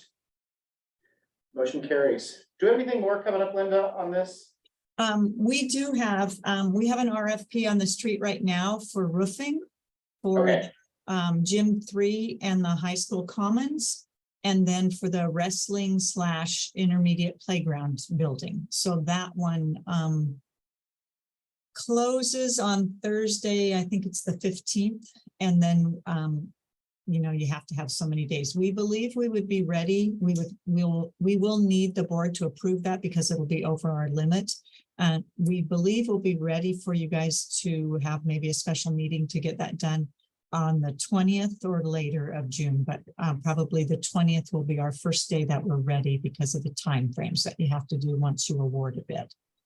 So we're excited about that one. We had a pre-bid walk and I'd say we had 6 or 7 companies come look, and since then have had 2 more companies out looking at the project. So we hope that we have some competition there too. That's a good thing. Yeah. All right, thanks, Linda. Thank you. All right, 10C, Lori Gamboa. You want to go ahead and come forward? Well, it's that time of year to adjust our prices for next year. So I've prepared the annual spreadsheet that shows for our increase, and we are proposing for a 10-cent increase on meals once again due to the increases that are coming through on our side through supply chains, and the increase is just crazy. I mean, it's really bad. So and the shortages. So I'm proposing the 10 cents, which is the maximum of it, to increase for next year for breakfast and lunch. Any questions for? Go ahead. Will the district be providing free meals to students during the summer? Yes, yes. At Aurora City Park or? Yes, it's actually posted on the website now. We didn't get approval until Friday afternoon. The summer program is going to run differently this year, ODE, because of the lack of participation from last summer. They have gone back to allowing for non-congregate feeding. So the big problem was we went from COVID, where we allowed parents and neighbors and other kids to bring home food for siblings or their friends. And then last year it was taken away and it went back to congregate feeding, which everybody had to be there to get their meal. So because of the lack of participation last year, they have allowed it this year, but they require that you have to do some sort of congregate. So we will be in the parks. We've taken 2 of the sites off because of staffing and the cost of services. So we have 4 sites that we'll go to. We will be at the sites on Mondays and Thursdays to provide hot meals, and then we will give them food for the full week. So on Mondays, we'll give them food for Tuesday, Wednesday for breakfast and lunch, and then on Thursday, we'll be back out to serve hot meals, and then we'll give them food for Friday, Saturday, Sunday. So we do get to provide them for weekend meals as well.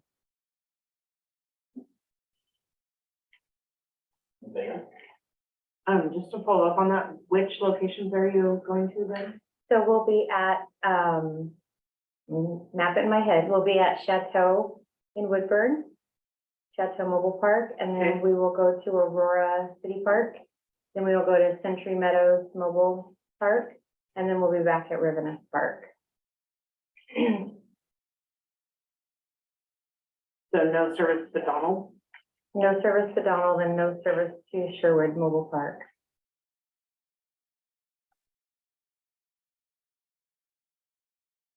Sorry, I'm ready. No. Okay.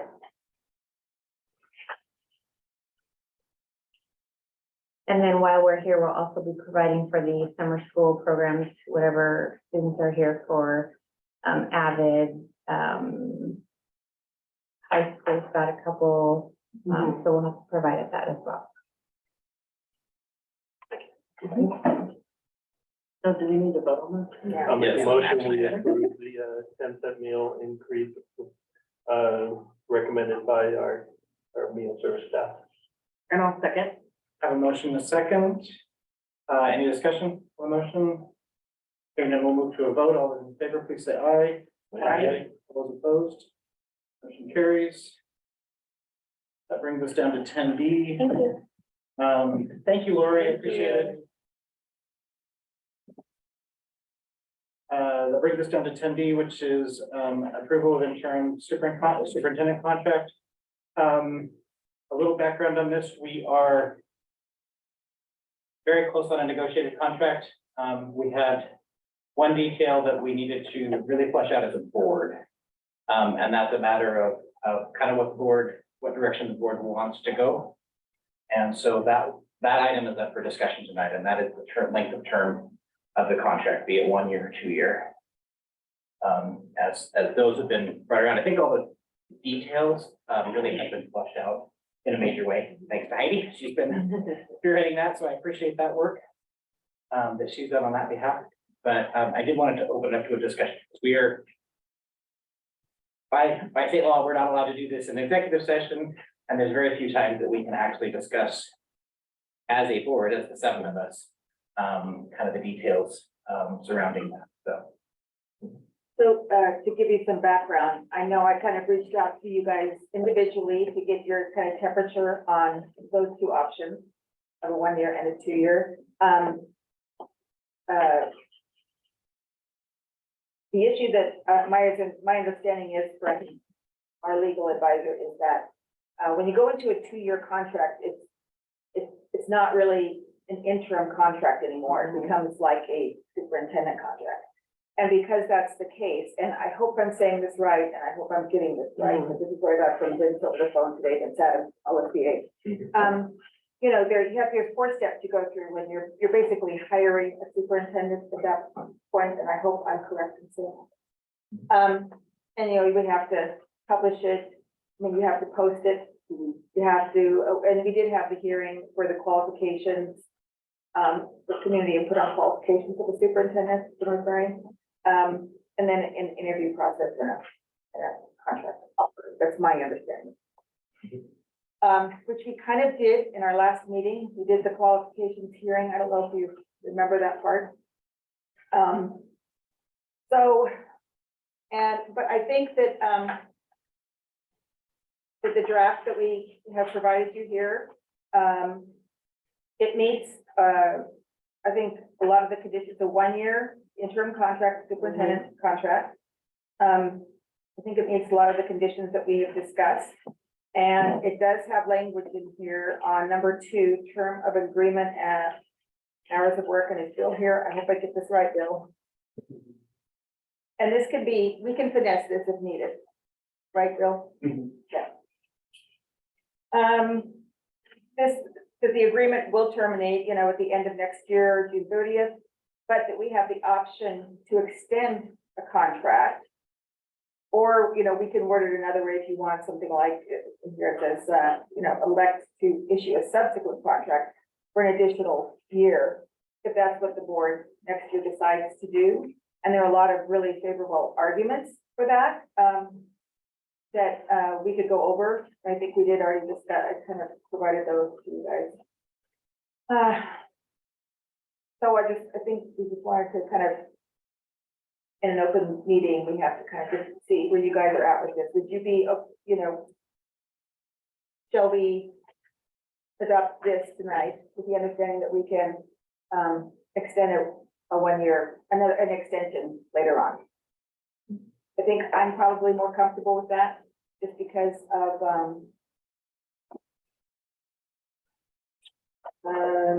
Yeah, I think an interim is really like a 1 year contract, but I like the option to extend it if we want to. I think that fits there's kind of positives to that. Yeah. the qualifications and the components to the contract. I had an opportunity to read it. I didn't feel as comfortable doing a 2 year because you know, typically a superintendent contract is 3 years, so it's like hiring a superintendent without, but we had made it clear it was an interim.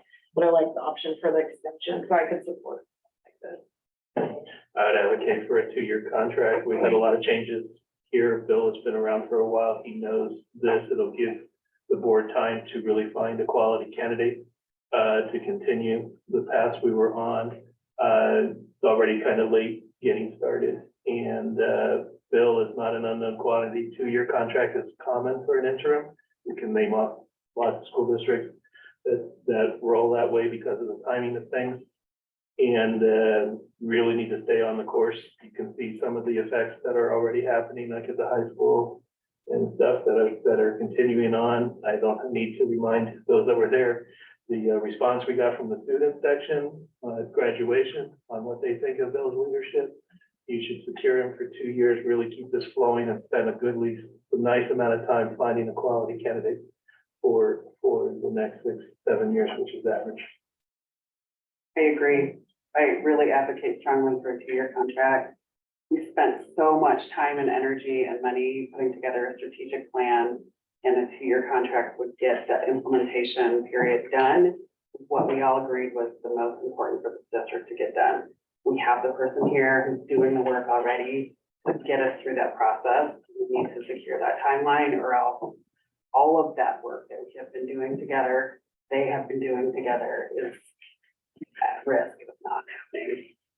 And What it a gives huge you waste that would be. a good advantage of having some overlap period and keeping this momentum going. I will. 2 years. And I can definitely see some advantage in terms of stability for the interim superintendent and for staff in a longer term agreement, but I also agree with the advice of council in terms of the nature of an interim agreement and having some flexibility built into the agreement for options to extend, I think satisfies my interest there, so I would support approving the interim superintendent employment contract as presented. Do you have any, do you want to? Yeah, I think I would support the work that Bill has started doing, continuing to do. Next year is going to be a very busy year, and adding a superintendent search on top of that, potentially. I see that as a workload that is a lot, especially for a very young board and a very new board. Nothing against the new members, it's a lot of work, a tremendous amount of work. And for continuity's sake, I think the 2 years would be better for the kids of the district and the staff of the district, honestly. That's my personal. Does anybody want to make a motion? Based on those comments, I'll make a motion that we approve the contract as presented but modified for a 2-year term. I'll second. Okay, so the motion is to approve the contract. Can't really modify it. Modified for a 2-year term. Okay, and that will still need to be presented to the applicant. We're not here in the middle of negotiations, and we're trying to stay out of those woods because we can't negotiate during a meeting, and that's okay. But I just want to clarify that's the point. So, okay, any more discussion on that motion? Just one question, I mean, we had outside council draft No, this language, or no? no, because we did not have a chance to put that proposal before, but it's similar to what was reviewed by outside counsel. So who drafted this? Bill supplied it, and it's based on other contracts from other superintendents, it's my understanding. I used the template that you provided Yeah, and okay, then just updated it a little bit. yeah, okay. Maybe a point of order, though. The motion was that we were going to take the contract that we have in place here to approve, correct? That just modify the term. Modified it for I don't, well, see, two-year so term. that's the problem that legal told me, because I was only able to talk to her on the phone briefly, and she wasn't available today, this was on Friday. She said that, and I would like more time actually, then I think, if that's the direction we're heading, I need more time to talk to Ken. And she needs to look at it. So, if that's where we want to go, then you can direct me or Right, us so to allow do that. allow me to modify that. I'll make a motion that we present a contract to the applicant as presented, but modified for a 2-year term. Can it be called interim then? I don't know, because I'm not a lawyer. Yeah, I mean, it's been, the precedent is that. Well, that's what you're saying, but I haven't heard it from legal, so. Okay, so And I don't know either. So that's why I don't know. I have a motion with, who was the second, I originally, you agree with the modified version? Yeah. Okay, so if you guys have discussion, go for it. I just want to make sure. we're- I just want to provide a little more information while we're having this discussion tonight, because when we, the last time we took this under consideration, we approved a 1-year interim agreement. Right. And I just want to be open, this is supposed to happen in an open meeting, this contract, I mean, because, you know, when we change the terms of going from 1 year to 2 years, that's a significant difference, and I just wanted to make sure that, you know, there's no backroom talk on this, that we're all open on. for how this happens. I would say it really felt like a bait and switch. To be completely honest. We went into it knowing it was 1 year. I would have probably publicized it a lot more. I felt like it was buried on the website. I don't think it was I don't think there was anything, forthright. well, I don't think there was anything underhanded about it. I think it's just the timing on it, of how, you know, of how, And I would proposals counter, were exchanged. I would counter that. Yeah. We conducted an interview in an open. I know, but it wasn't, It it was wasn't, not it isn't underhanded. actively like, and it wasn't meant to be that way, but we went into it knowing that it was like a 1 year, and then it was later on the phone call was, oh, by the way, we're gonna do 2 years, and with you know, granted, there is a change coming on the board, but I feel like maybe some motions were put into place because of that. That wasn't how I was approached. I'll just say that was my experience. I never assumed that it was a 1-year contract. Interim could be for any length of period, really. It may have even been my suggestion of 2 years because of the strategic plan that we've just gone through. I don't even know how that originated. But I was never under the impression we were specifically only looking for a 1-year interim period. Well, we voted on it, but We voted on it. We voted on interim, but well, I don't know specific about details the- I here. don't know about, like, honestly, I That's not my experience, is all I'm saying. From my conversations with the board, I don't feel that way at all. I actually, when I had the first conversation with Glenn, I was in Mexico back in April, I did suggest that that would come in 2 years. I meant it probably the first, but it's just.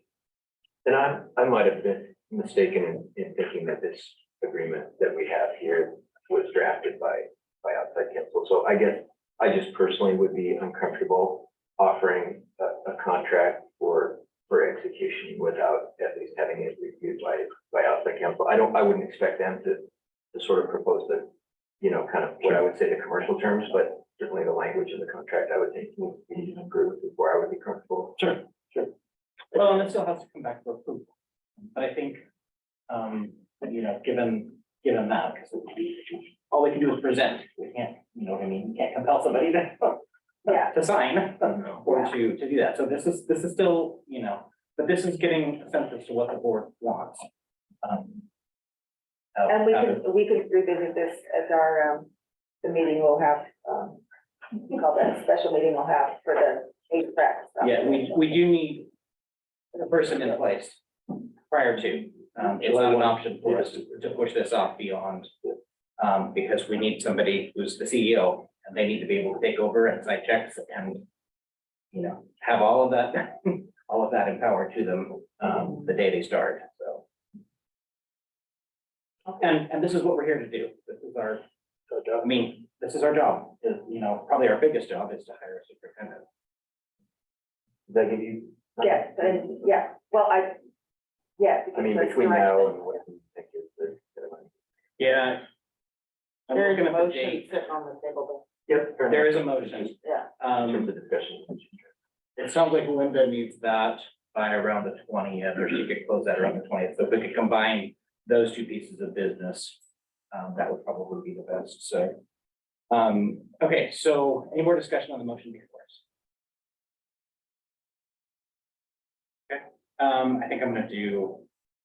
I think voice vote is not gonna work, so I'm gonna do roll call.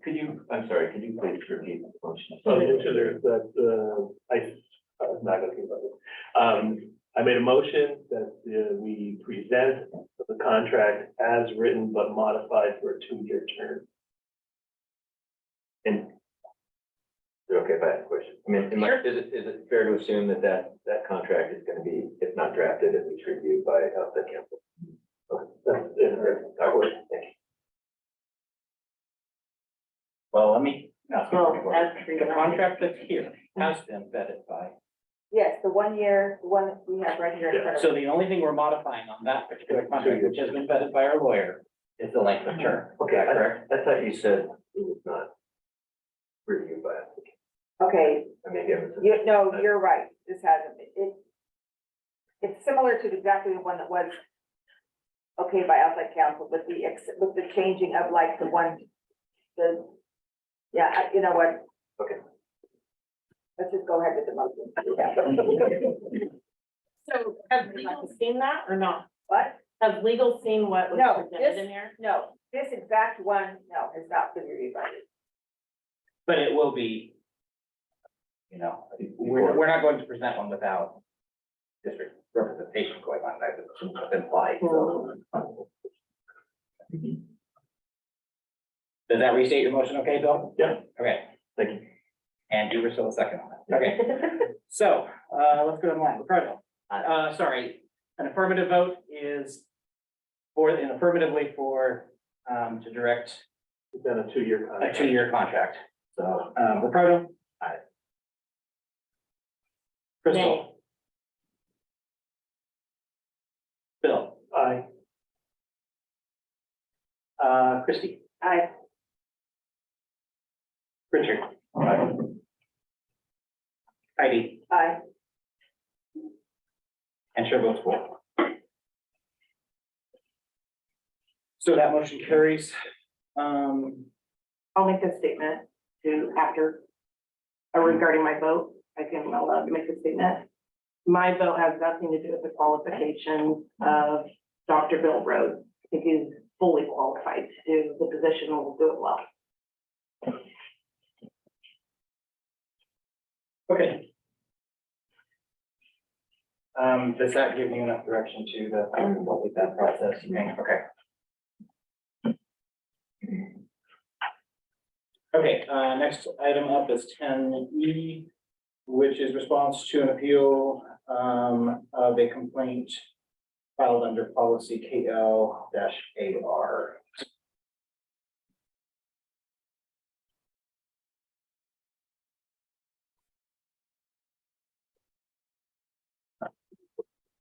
I'm looking for a motion, probably because of confidentiality, a blind motion that you can offer.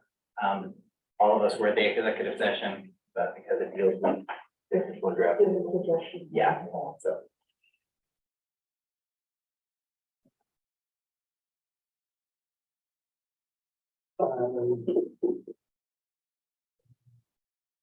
So, okay, I see how blind this is. I thought it was less blind than this. Right, okay, that's a good thing I read it. Right, I'll make a motion to authorize the board chair to notify the parties involved in the complaint of, I thought it was an appeal, right? Appeal process of the outcome of the appeal in the complaint investigation as discussed in executive session. I kind of had to modify that because it's an appeal, we're not doing the complaint, we're doing the appeal. And I'll second. With that correction. Okay, so I have a motion and a second. Is there any discussion on the motion? What Bill said. I would just like to acknowledge that there was an issue number 1, and we're not addressing that tonight. But that we did receive assurance from the superintendent that issue number 1 is being addressed administratively. I just wanted to Thanks, Richard. Yeah. I like that. To piggyback on that, I would like some clarity on what for issue number one, when can the board expect feedback on the solution? What's that?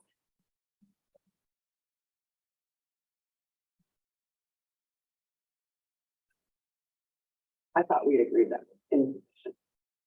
Yeah, well, the, follow-up piece, yes, we can use that. Yeah.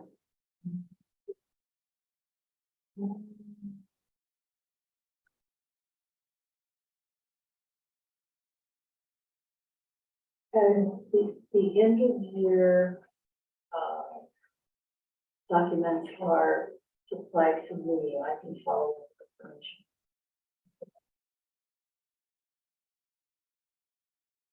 The rest of that will come to me.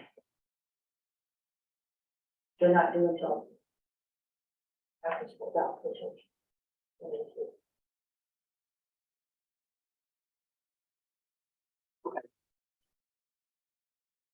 Any more discussion?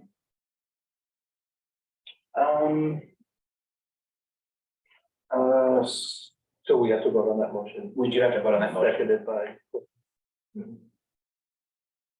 So, let me clarify, an affirmative vote would be, Authorizes you to communicate to the parties the result of what we decided for.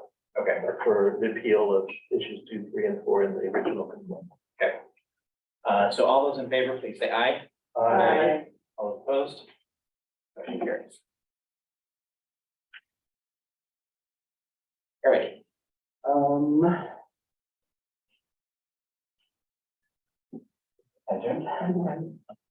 District operations report. We did a lot of stuff. Well, I just want to remind, just a reminder that, we have had the audit, OSD, the policies for age outdated things that may have not over time been deleted as recommended and may still be on the book. So there's some work that needs to be done to clean up the whole. And we wanted to have people involved in doing that work, but it's too much.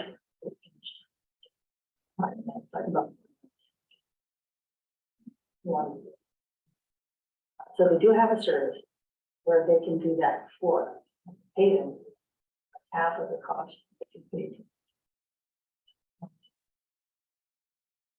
Can be applied to. My recommendation, why we have a conversation. Which choice that we can option.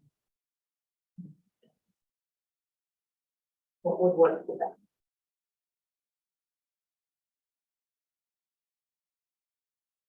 Our central office team has an exceptional year, and I think about all of the work that's been done, get everyone together on the same page, getting things aligned. They really are becoming aligned, more and more aligned every day.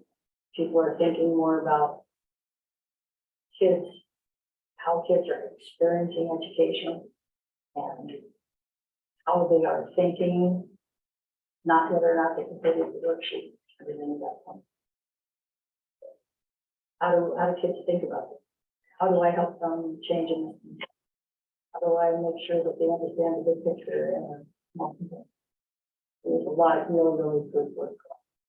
And kids, they're happier than they have been. They're still going through the frustrations and the transition. COVID, we have a team in place, exceptional job. I would say as a board, you guys, statement, and I always love that Marie's saying is that we're all thinking the same line of thinking. So I appreciate the diversity of views on the board.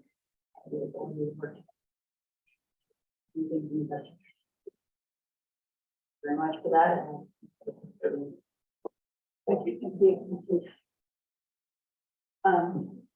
I would like to ask, we need to do a meeting in July, and we talked about, I think, doing it at the end, because it works better for administration that way, is that right, Ginger?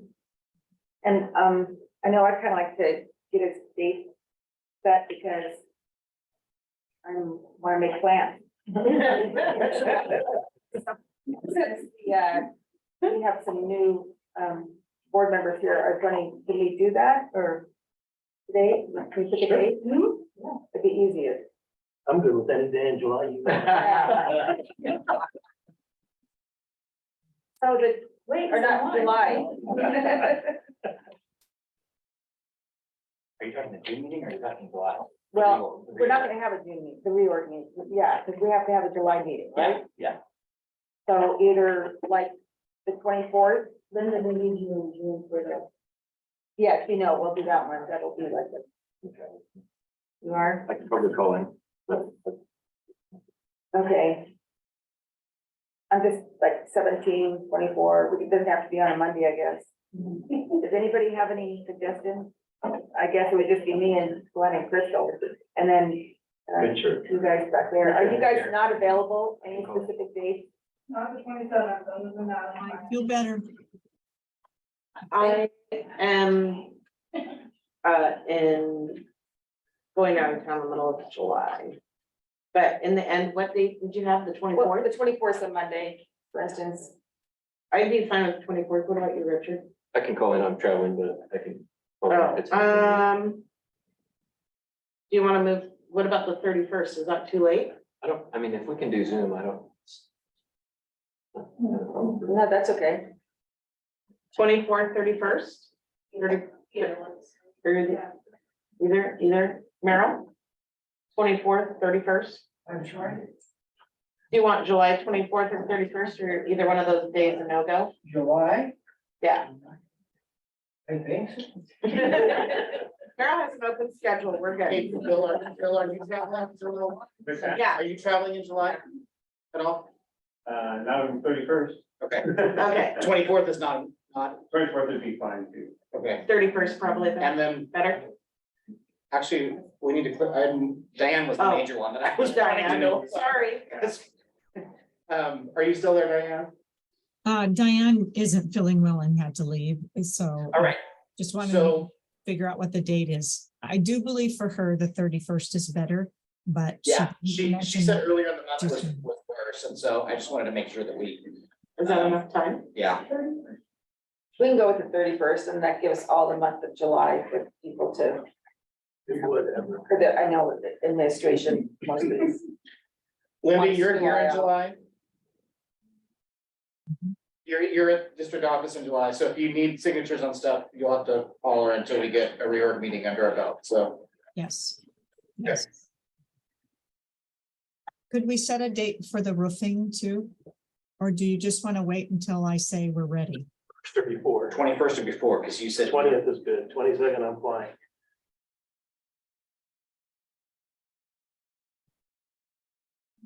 You said you close bids on the 20th, or, but then would you have The close, information night of the 20th?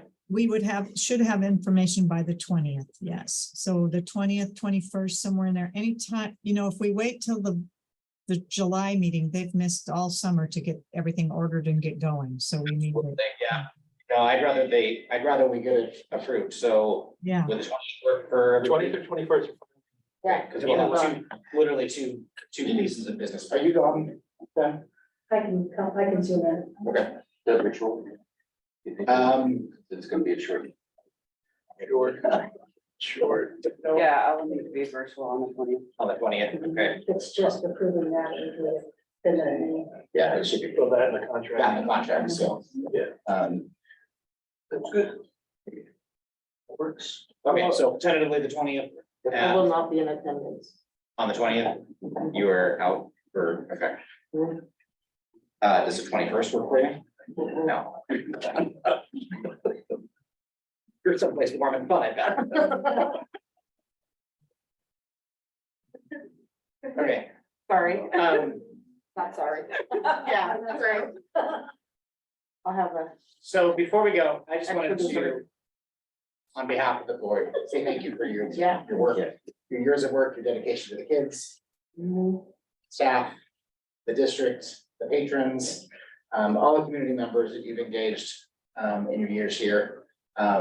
Your hiring of some amazing people and populating them into really key positions of power within the district, so they can really impact kids. And so on behalf of all of us, we really do appreciate the work that you've done, and thank you.